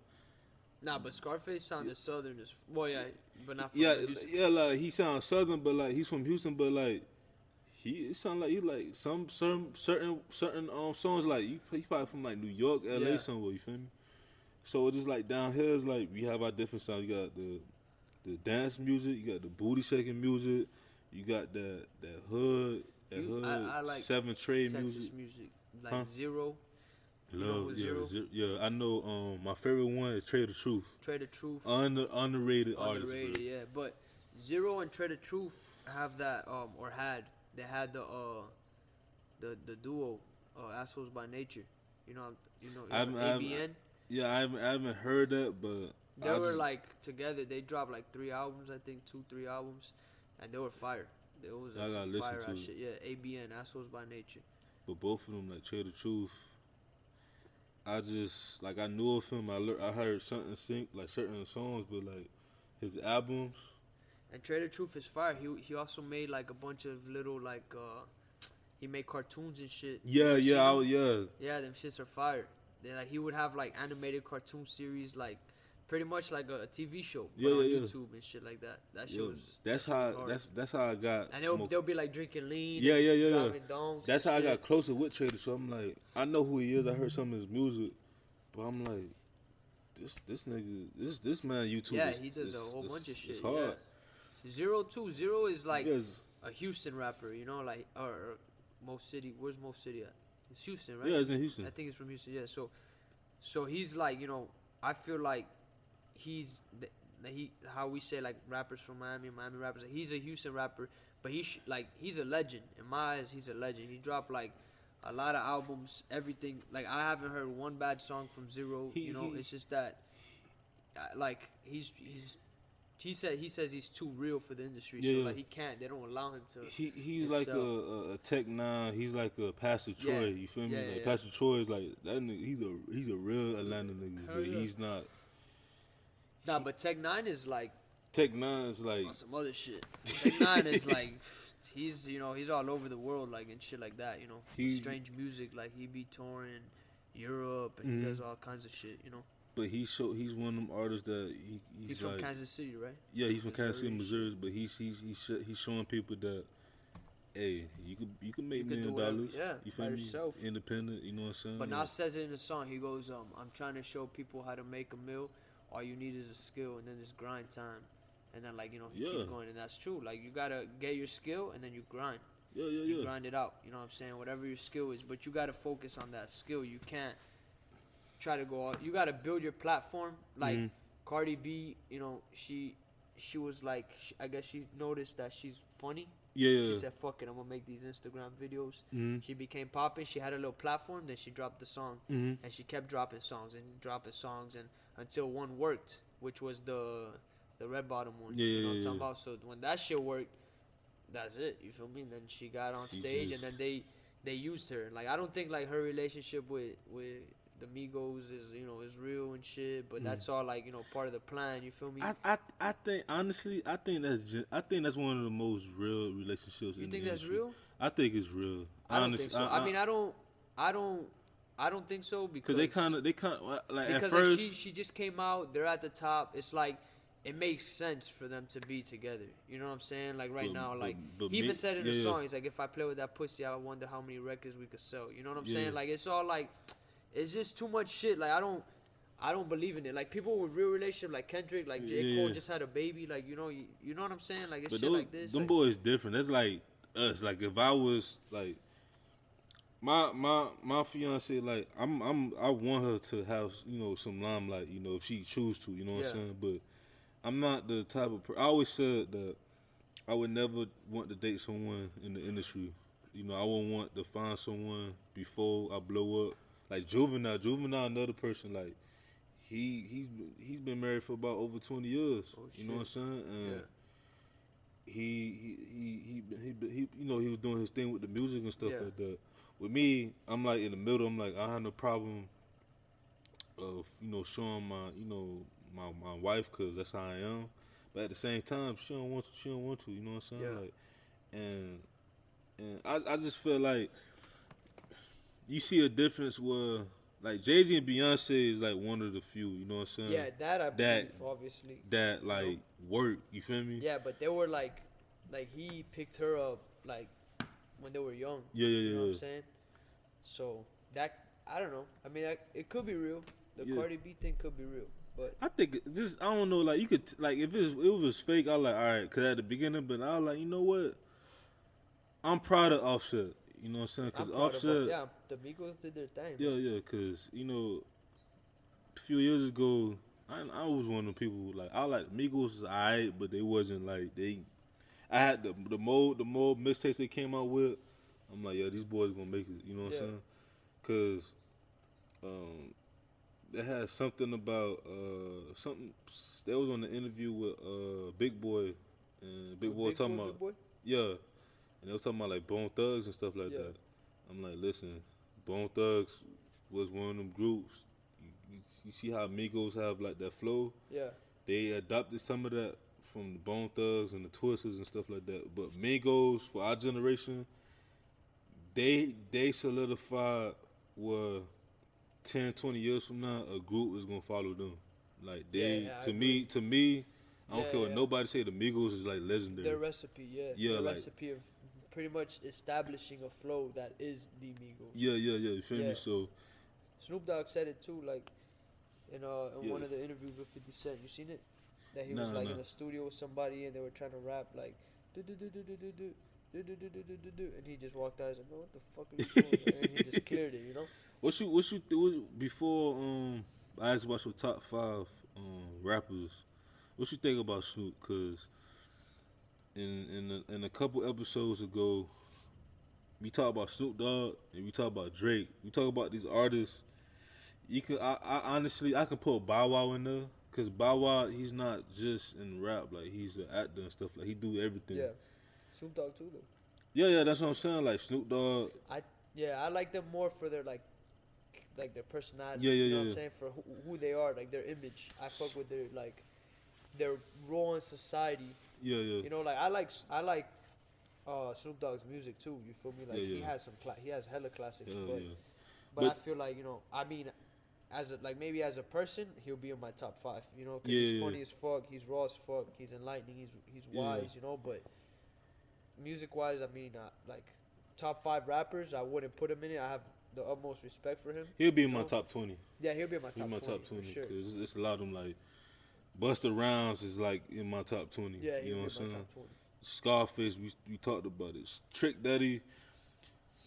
A lot of people, like, it's not because I'm from Miami, but I would sneak Trick Daddy in my top 20 because if you listen to all his albums, like, Trick Daddy is like that artist that, like, he have songs that's like conscious. Yeah, like but it got that sound, you feel me, in the background. Back in the days. Yeah, back in the days, you know, America. Yeah, you feel me? And he was talking about shit that's happening now. You know what I'm saying? Exactly. But I want to speak about Drake because Drake, you know, a lot of people don't want to put him in a Drake. Oh, they don't want to put him in the rap category. He's more like in that category with Snoop Dogg and stuff like that. What, Drake? Do you think that Drake is a rapper? No, meaning like he's like a mogul. Like I'm talking about like. I mean, yeah, he definitely is. Once he like, you know, if you like him or not, you gotta realize that this guy, he's gonna be one of those greats, you know. Yeah, because that's what I was discussing. I was like, Drake is like Snoop. Drake is like, he could reach out to different people. He could go anywhere. He could do anything. Yeah. Drake could do, like, all right. So on the weekends, I work at a restaurant that's in Brickell, and the owner of that restaurant owns Live. Mm-hmm. So Drake was there for 2 weeks straight. So I saw Drake like every day. Yeah. And Drake went up to the club. It was him, French Montana, and one more guy there. I forgot who it was. But he was at the club, and he was like telling the owner, he was like, "Oh, I like Bad Bunny. I'm a fan of Bad Bunny. You know Bad Bunny, right? Bad Bunny's like a reggaeton rapper right now. He's like super popping." Bad Bunny. It's a woman or? That's a guy. It's a guy. Yeah, Bad Bunny. You never heard? He's from Puerto Rico. Super popping. He's doing. How he look? Some like Hispanic dude with glasses. I asked my fiance, because her mom. Bad Bunny, yeah. You never heard the song Soy Peor? I probably did. I be going to the functions, to their functions, and like they playing all the Spanish music. You for sure heard this song, for sure. But whatever. So he was saying that he's a fan. Yeah. And this and that, and the owner of the restaurant literally got Bad Bunny on the phone on the spot and gave it to him, and Bad Bunny was at the restaurant 2 days later, like with Drake. So that they're like Drake could do that. You feel what I'm saying? Like he could get on a song with one of the most popping reggaeton artists. He get on a song with Beyonce. You know what I'm saying? Like shit like that. You feel what I'm saying? So Drake is up there. He's like our generation. I'm not like his He's number like our one generation. fan. I'm not his like number one fan. Like he won't be in my top 5. Nah. But he's definitely like I see that he's up there. Yeah. You know what I'm saying? And I kind of grew more respect of Drake. I mean, throughout I definitely the years, respect, especially like he's giving back to Miami now. Oh you feel me? Full blown too. So it's like he went to actually to 7-1 not too long. He just when he was here, he went to 7-1 and he went to the supermarket and he tropical. Tropical. And he went and he shut it down and he said, for everyone that's in there, everything is free, anything they want. Yeah. So he paid for everybody to shop. He could do so that shit's raw. Like Drake is, he went to he went to Miami High. Yeah. He's doing his thing. You know what I'm saying? It's something that he's doing. He's bringing it to the city, he probably has a bigger plan in motion, but Well, Drake, if you listen to this, we ready to work with you. Yeah, for real. You gotta do your thing. So who's your top 5? Damn, that's hard, man. Cause I have like my top 5 changes every day. Okay, that's understandable. Cause my top 5, like right now, like I just started jamming Nipsey Hussle, and I'll put him in my top 5 right now. But he wouldn't be in my top 5 like yesterday or tomorrow. But he's in my top 5 today. Why? You know what I'm saying? Why? Because we might have the same reason. First of all, I just started listening to him, and like the shit he speaks about, the way he hustles, his mentality on like life and on things is just like it's crazy. Like I relate to it. You feel what I'm saying? He's trying to trying to buy back his block. Like that's some shit that I would want to do. He opened up a store in Crenshaw.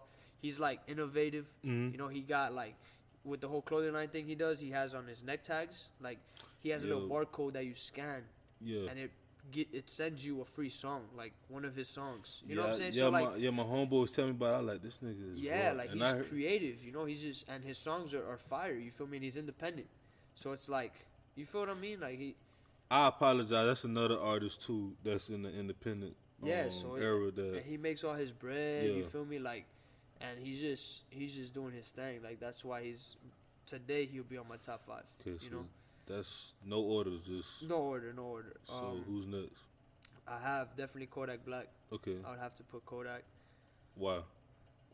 Because he's smart, and he's going through like real life things right now. You feel me? And like he's a good example of what losing focus for even a slight second could happen.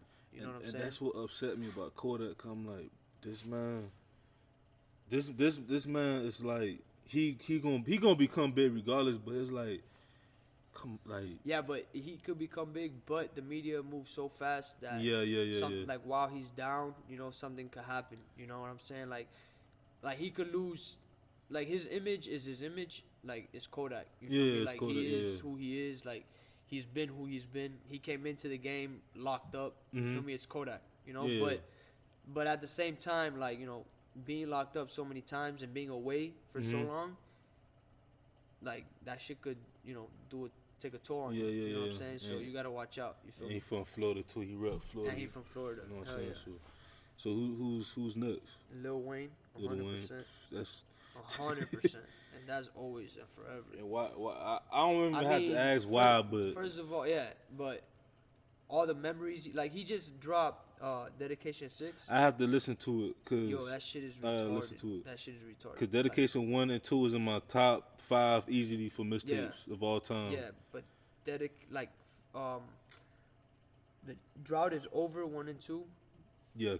The dual CD one, that shit is retarded. Like all my memories as a jit, you know what I'm saying? Like, No, the drought is over 3. I'm sorry, it's CD 1 and 2. I like the 4th one. Yeah, When it got but- One Night Only and all that on there. Yeah, but that is like my childhood right there. You feel me? Like I remember doing everything to Lil Wayne songs. So like when he dropped D6, and I literally listened to it, it was like nostalgic. I remembered everything as legit because what he brought with all those like little lines that he spits, you know, that like they're like good lines. You feel me? Like they're a bunch of little metaphors.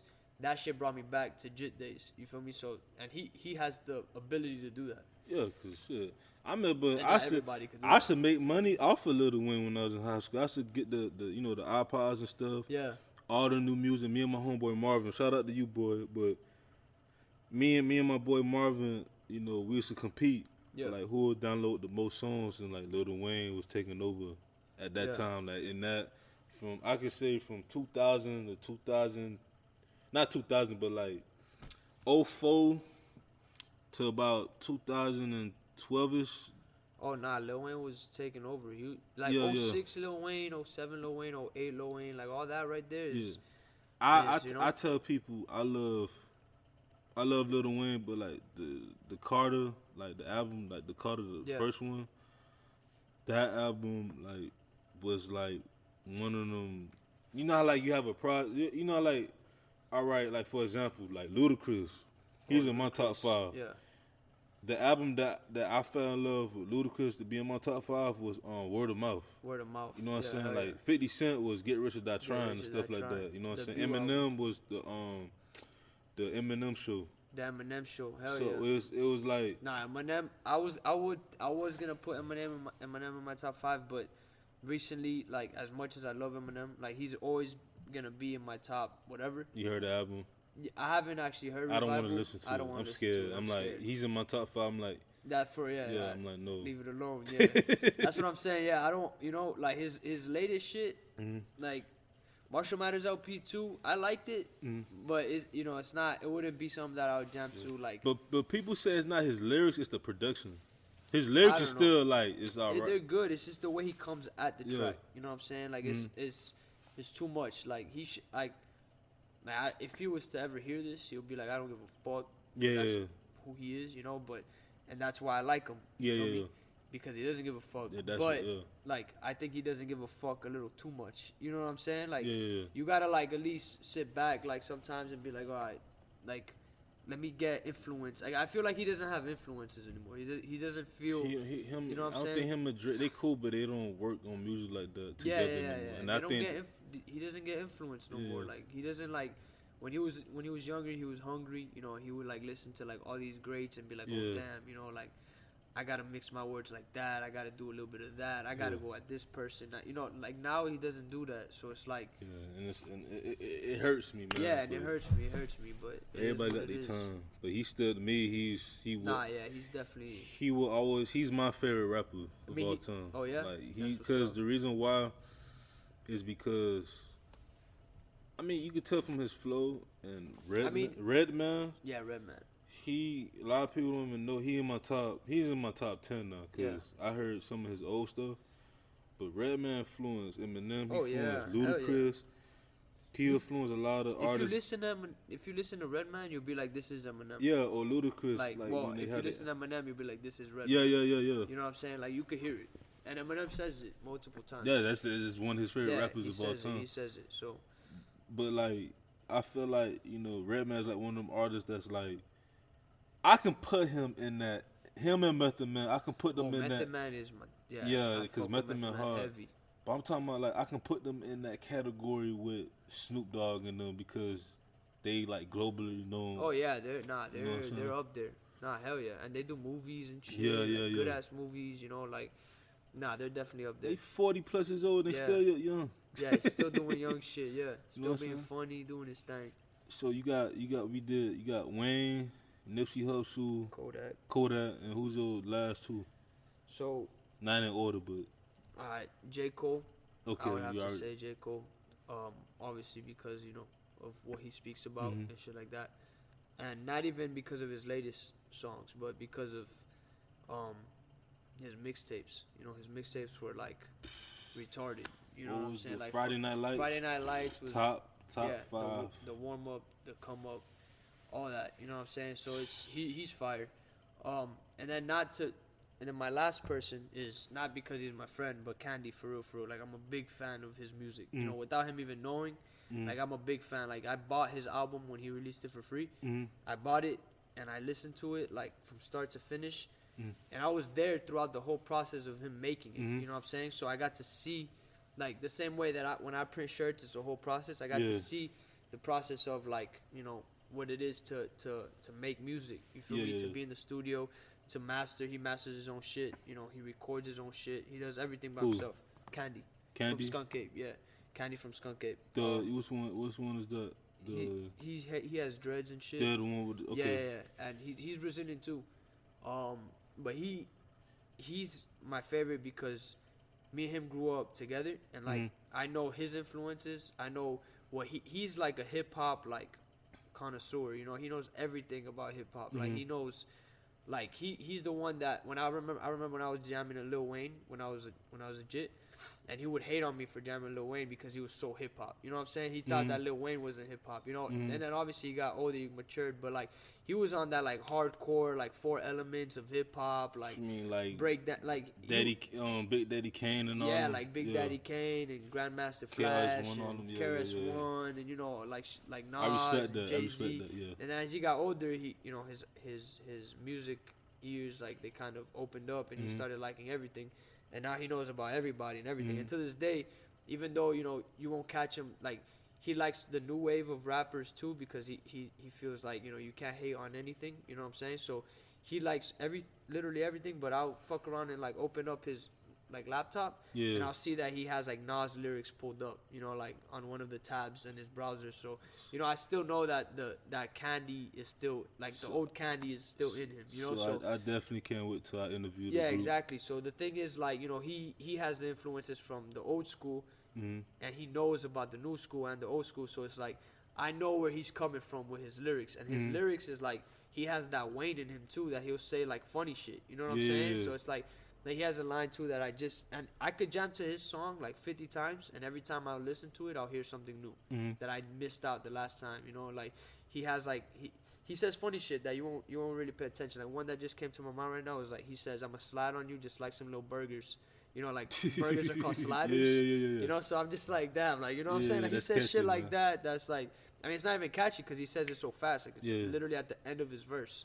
You know what I'm saying? So it's like he's not saying it like he has so many of those lines that he just kind of puts them in wherever. You know what I'm saying? So that's why like he's in my top 5, and he's always working. He just dropped a track with Chico Bands and shit called On Me. It's on SoundCloud, and he's always working. You know what I'm saying? I heard some of these songs, but the whole group is fire. Yeah, I gotta listen before, especially before I interview, because what I do is I research. Yeah.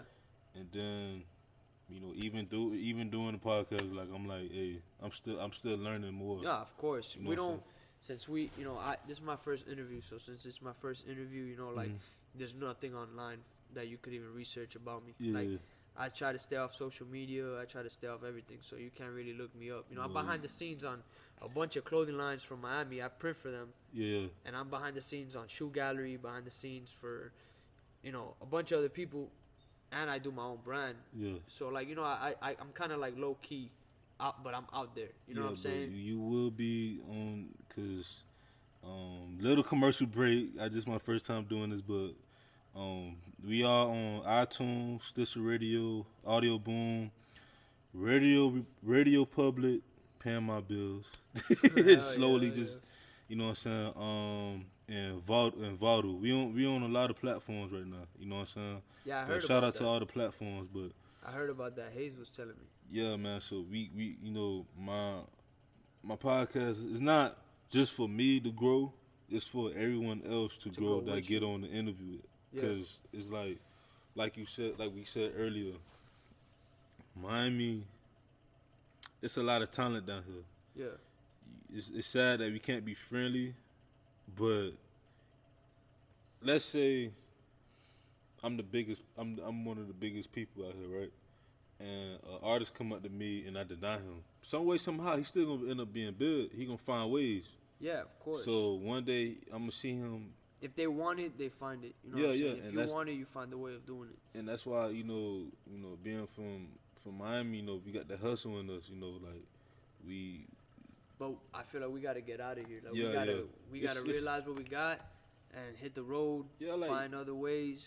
it's a lot. You know how many people that's from here that move. Yeah, make it somewhere else. Yeah, Hell you know what I'm saying. They remember they represent the city and Yeah, stuff, but hell it's yeah. like I had to come here and stuff like that. Couple more questions before we close out the podcast. As being from Brazil, do you like follow soccer? Yeah. Have you first of all, what is like? Have you been to like an event before? A soccer game? Yeah. Yeah. When they played out here against Honduras, How was that? so the Brazilian people were always having a fucking party. In Yeah, 2006, I was in Brazil when Brazil lost to France in the World Cup. Yeah. Yo, Messi was on that team, right? nah, Not Messi. Ronaldinho was on that team.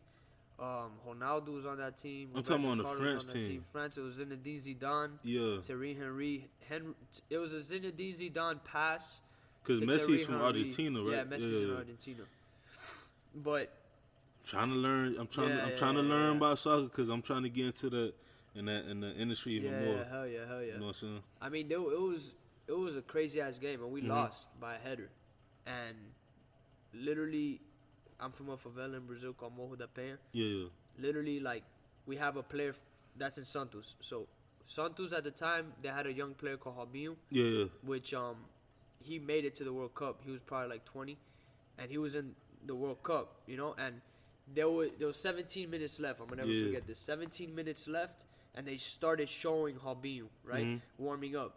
Everybody in the favela, like, even though we're far as fuck, the games were taking place, I think, in Germany or in fucking like South Africa or Africa. I don't know. I think it was 06. I think it was Germany, if I'm not mistaken. 06?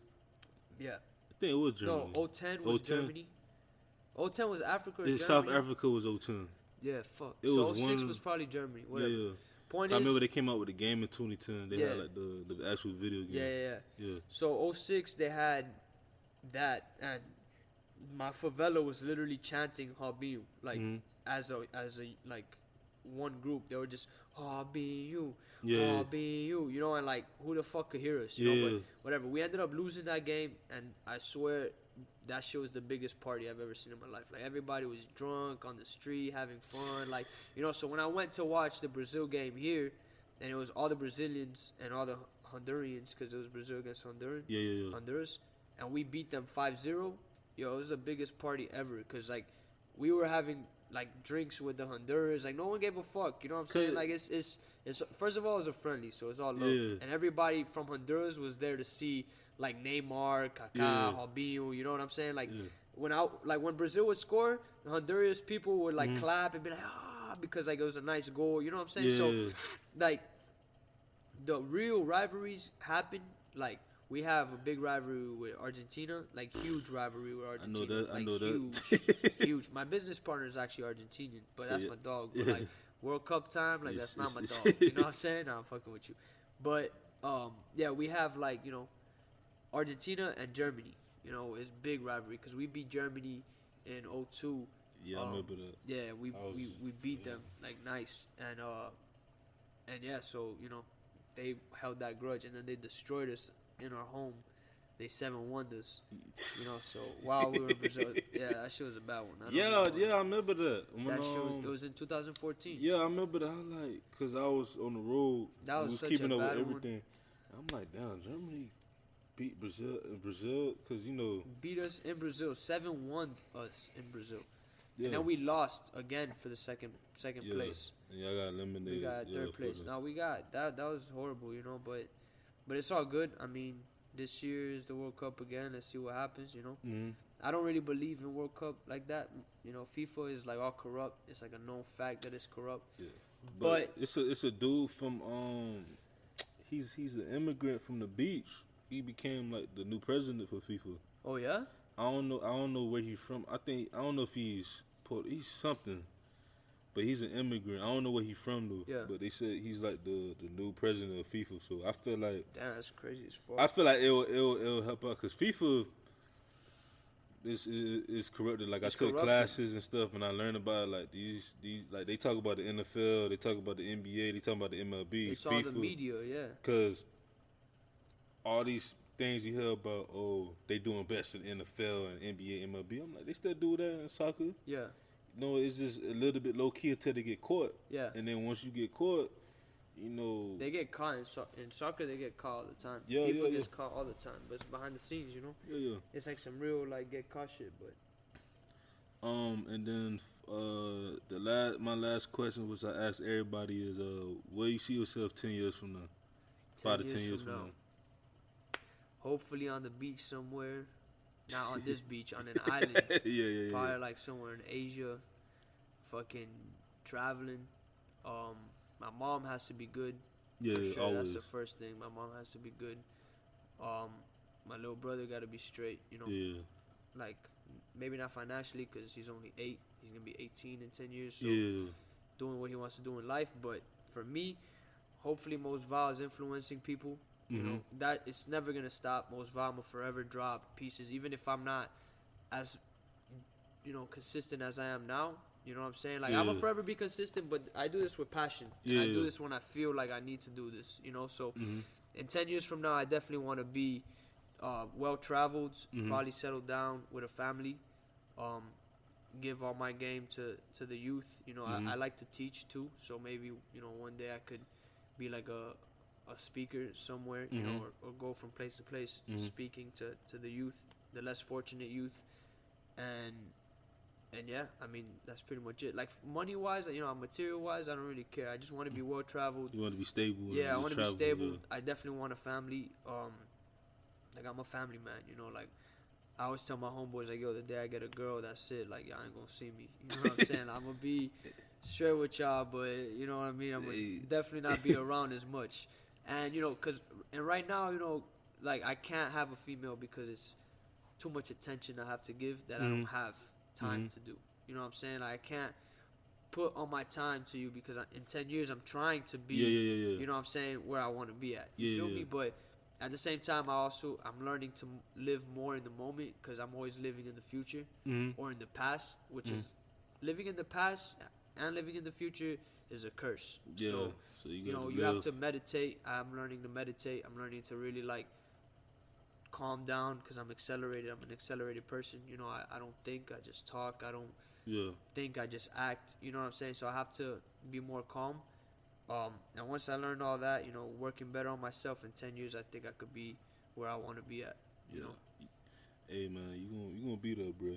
Thank 10 you, years man. from now, and I'm gonna be there with you. Hell yeah. Everybody that's fucking with me now, you know, everybody when I see people that like you, you know, we're here at fucking 1 in the morning. Yeah, but it's 1 o'clock in the morning. 1 in the morning, you know. So like on a Sunday, tomorrow I gotta be up early. You gotta be up early. I'm sure, you know. We're both driving back to Broward, so it's like, you know, we met up in Little Haiti. You know what I'm saying? My warehouse. It's like when I see people like you that put in that time, you know, my cameraman Night Steez. Yeah. Earlier we were recording. When I see people like him, when I see people like Candy, like people that put in like 24/7 around the clock work, like all day today. Like today I met with Hayes and the barbershop. Like something's gonna happen, you know what I'm saying? Like people come and go, but like if you're constantly working, like Hayes is constantly working, and I'm always fucking with Hayes. Candy's always working, like Hayes. So I'm always fucking with him. Night Steez is always working, and now that I just met you, I'm sure you're always working. So I'm you know, always working. I'm gonna always be sending people your way. You know, everybody that I think that could level you up, I'm gonna send them your way and tell you what I think you should do as far as environment wise to make them feel comfortable. You know what I'm saying? Because perception is key. Like someone was putting me on game the other day about my shop. That perception is key. Like they're like, yo, you need some that looks more like your spot. You know, because now you come in, it's like. You know what I'm saying? Like this is like cool though right here. You feel me? This is cool, but this isn't even my spot. You know what I'm saying? My spot is over there. So like, over there, people said perception is a big role. You know what I'm saying? And it's true. So, you know, everybody that's fucking with me now, and everybody that I see is working, and hopefully everybody feels the same way I feel. You know that if I go somewhere, I'm gonna try to bring everybody with me, and vice versa. You know what I'm saying? Yeah, I'm the same way because, like I said, I could tell you the same way. You're over here interviewing like me, and I ain't shit. You know what I'm saying? Nah, because I always felt that you don't need to I mean, of course, I chase people here and there that got a little bit of clout, but like at the end of the day, I'm like, I'm gonna receive as much or even more from someone that's on my level, that's just up and coming. You feel me? Yeah. And That's like, if you're putting out work from the heart, cause I love and this. yeah, I love this shit. I love Yeah. doing these shirts. These shirts right here, I love this shit. Like, I could live here, literally. I could print shirts all day. You know what I'm Yeah. saying? But it's not good for your health, so I don't do it. You feel me? But um, if you're doing it from the heart, you know what I'm saying, and you're putting out constant work and you're constantly trying to learn business, communication, all that, you're gonna go places. You feel me? Like, it's only a matter of time. Like, people think you blow up overnight because they see like all these rappers on Instagram, on this, on that. Like, yeah, that's cool, but it's not everybody. Nah, I've been grinding for 11 years. Yeah, exactly. I've been at this. I seen the growth, Yeah, you see knowing the a lot of growth, people, but you don't. You don't like. You don't. It doesn't just happen overnight. You know, Yeah. and if it does, you're probably not. My bad. Yeah, that's I've cool. been drinking some dumb shit. But if it does, you probably don't. You're not probably as wise as you would be with someone like that has the roots like you. Yeah, you know what I'm yeah, saying? yeah. That like, you know how long and how much work it took you to get to where you're at or where you're gonna be at. You feel me? So if you get it from one day to the next, you don't cherish it the same way that you are gonna cherish it if you worked for it. You got what I'm saying? Or not worked for it because these people worked for it too, but Yeah. worked all that for it. You learned all that. You know what I'm saying? Yeah, like yeah, yeah. shit like that. Cause when you Feel me? work hard, all the stuff come in. Like, you didn't compromise your character. You didn't Nah, nah, compromise who you are. You Nah. didn't compromise none of that. You kept real with your craft. And you kept putting your shit out there. And you kept excelling and perfecting your craft and like leveling. Like, you just got these 2 mics. Yeah. You know what I'm saying? Next, you said you wanted a camera. Yeah, camera. Boom. Yeah. You know, next you never know. Next you get a little studio where like those mics that look like that, you know, that come down from the ceiling, like crazy shit. You Yeah, know, that's next I that. get a nicer spot. Like, you know, we're all up and coming. Yeah, You feel yeah, me? It all cause- takes Cause time. that's actually the goal. I was talking to my fiance, but I said, man, even Valona, I was telling her too. I was like, man, listen, I want to have a spot where, cause I'm still willing to. I don't mind like going, out and stuff like that to like do interviews, Yeah. but I'd rather have a place where people just come and it's calm and collected, have water and stuff, whatever around, and things like that, and it could just be a great vibe. Yeah, hell yeah. 'cause I study people like Charlamagne the Guy and like the whole Breakfast Club and all these great podcasters and like even like YouTubers and stuff like that. Cause I tried that lane before. I want to do it again one day, but it was something that I wasn't really ready for. Cause I'm kind of like shy. So I'm like, with the podcast, it's gonna help me, build up like my confidence. confidence. So I was just like, like just slowly, build, learn at the same time, and just continue to study. Yeah, that's I tell real. people, I say it with pride, but I'm like, I'm a media person, but I'm not that media person. Like I don't like earlier. Like I'm not the type of person that want just the negative. Like I just want you to, for anybody to just express how they feel Yeah. about anything. You know what I'm saying? Like if it's nothing that you don't want to talk about, it's cool. You know what I'm saying? Yeah, of course. But at the end of the day, like this platform, everyone that's gonna be on it, that's already on it, is gonna blow because I want them to. Yeah. You know what I'm saying? Like even with the whole marketing company, like I market people. Most people I market, for free. You know what I'm saying? Like the people that I know. Yeah, of Like course. like you and Hayes and stuff like that. Like Yeah. I'll just show out, love. Like even with the event, yeah, the event. the block event too party. coming up. March 4th. Yeah. March 4th. March 4th, the block party. Yeah. So it's all I forgot who it was, but they were just like, when you do stuff for people, like for love, or you do something that you love, even though you don't get the money out of it, but you still love it. Yeah, hell yeah. All that stuff is gonna come back to it. You know Like, what I'm saying? So, yeah. cause with Triple. me, yeah, It's gonna come back triple. Cause like, you never know. Like me, if I ever go somewhere and if I ever want to do an interview, I'm gonna hit you up and be like, yo, let's do an interview. I'm gonna rent out a studio for you, and I'm gonna set it off for you, and then I'm gonna give you people. You know Yeah, what I'm saying? yeah. And I'm gonna give you people to interview and be like, yo, do an interview with my dog. He's good. Boom, boom, boom. You know, and then boom, you have a connect. Like right now, I'm gonna definitely reach out to a couple people to see what's up. You know, if they're interested in doing an interview or whatever.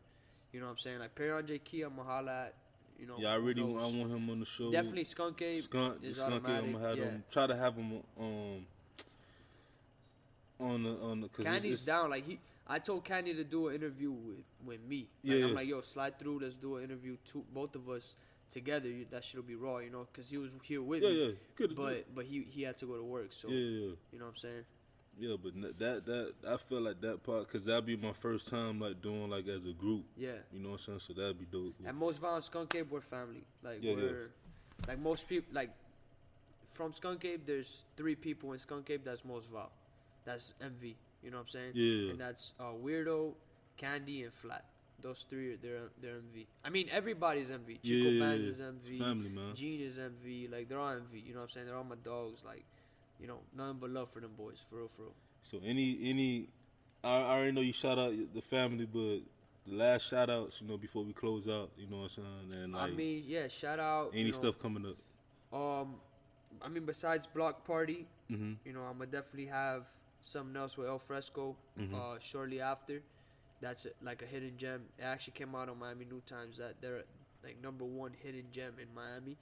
They're a spot on 6th Street, right off of 7th Street, right next to Calle Ocho. Okay. In Little Havana. And they're like a little art gallery. My dog that runs it is, he's part of Mostvile as well. So I gotta have him on Vista. the show too. Yeah, he'll definitely do an interview with you. And he's mad, like, you know, like he could express himself, like, great. You know, he goes to, he went to college for a million shits. Like, he loves reading. Like, he's very, conversational, you know, so he's dope. He runs an art studio for Crave, which is Miami. He's huge in Miami. You ever seen on Biscayne? On Daniel Fila is what he goes by. You ever seen that portrait on Biscayne that it's like a guy, he's going like that, and then it's a girl like holding Yeah. That's him. thing. He did that. Yeah, he did that on Biscayne, and it's huge. Damn. You know what I'm talking about? And then he repainted it, and then it was a girl laying down flat, and it's the whole wall, and like her ass is like. He got stuff in Wynwood too, right? Yeah, he's popping. Like, but he only does commission work. Yeah. Like 5 bands and up, you know. But he Vista, which is part of Mostvile, he runs his art studio.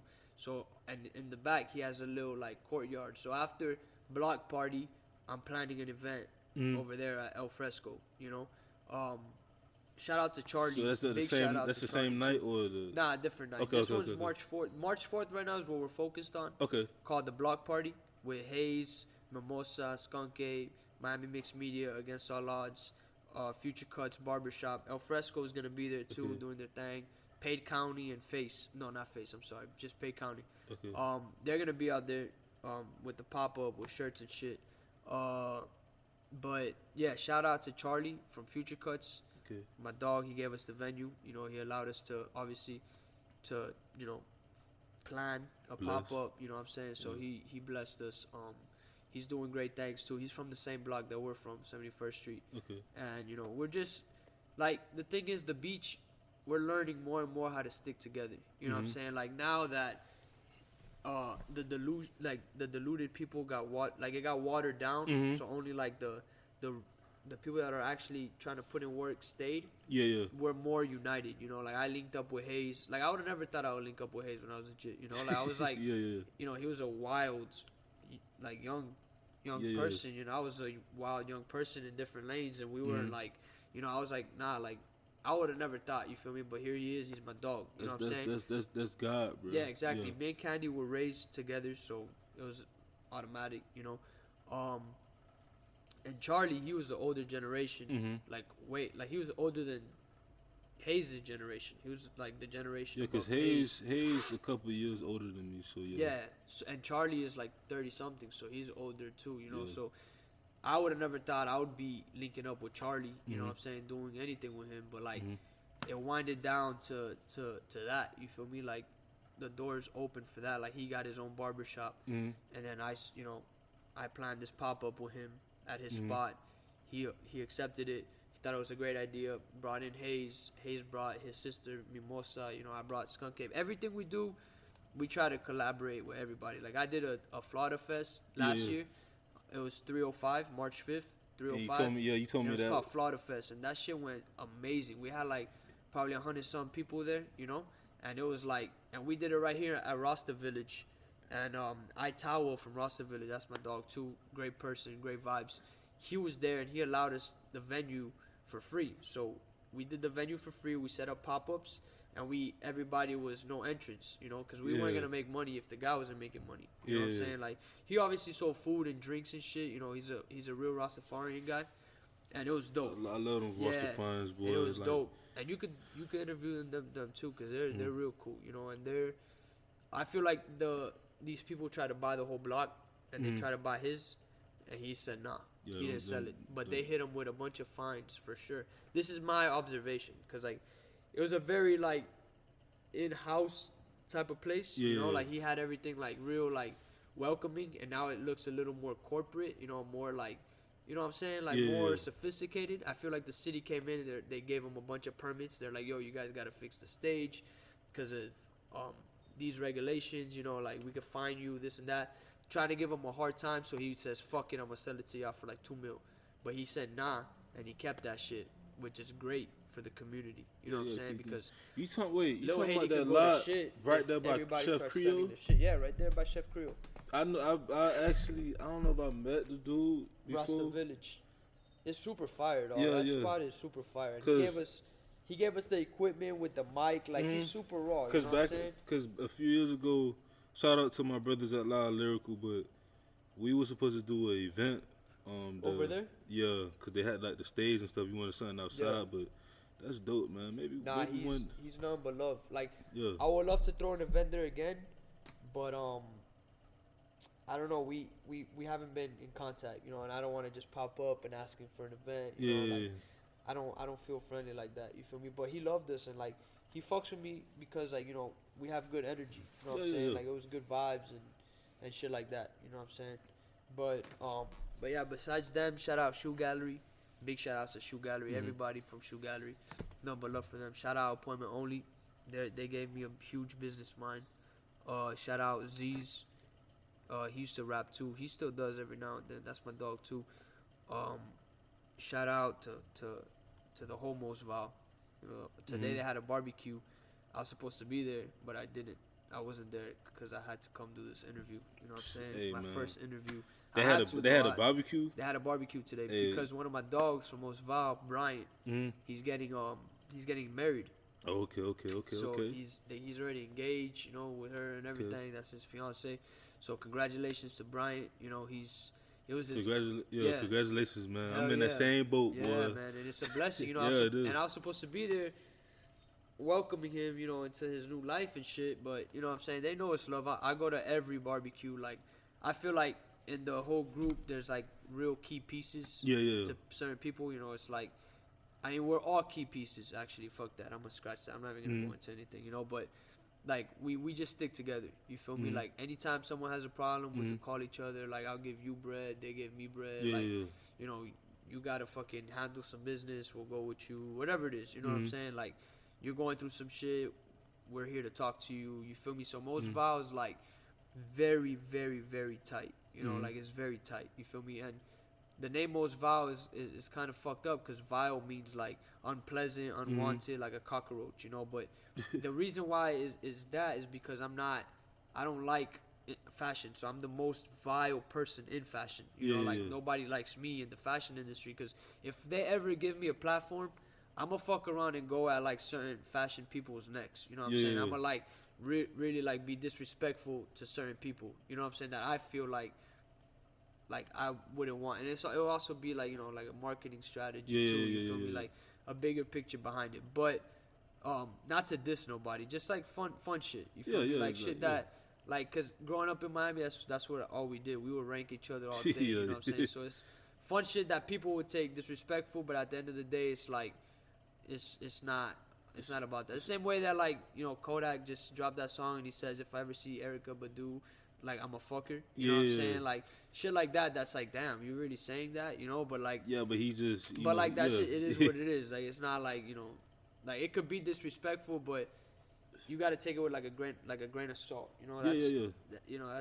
that's how I see it. You feel me? Like, I'm the type of person, like, that's the whole thing I was telling you about racism. Like, I'm the type of person that shit just comes to me. Like, my dad has said some fucked up shit to me before that, like, I remember to this day, but I'll never hold it against him, you know. And I know that it's just like, it's just thoughts. You feel me? Like, everybody has certain, like, sometimes they have certain thoughts that are unpleasant. You know what I'm saying? And it's just shit like that, and it's not all real. You feel me? Like, it's not all real. So you just gotta kind of be like, all right, for sure, whatever. You know what I'm saying? Like, just let that shit go. You feel me?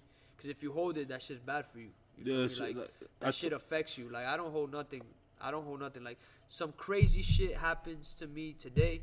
Tomorrow I'm already relieved from it. I'm already, like, it's straight. Even with myself, like, I had to learn that I can't, you know, that's part of my nature too as a Capricorn, but I had to learn that I can't have no grudges. You know what I'm saying? Like, I just have to just move forward. Move forward. I mean, I'm an Aries, so I'm always like aggressive on shit, you know, and like shit like that. But once I move from something, like that's it. You know, I always say it's the horn sounds, like, 'cause my fiance is a Taurus, so she got the same, you know, it's the horns. You know what I'm saying? When them horns hook is over, like, it's aggressive. You know what I'm saying?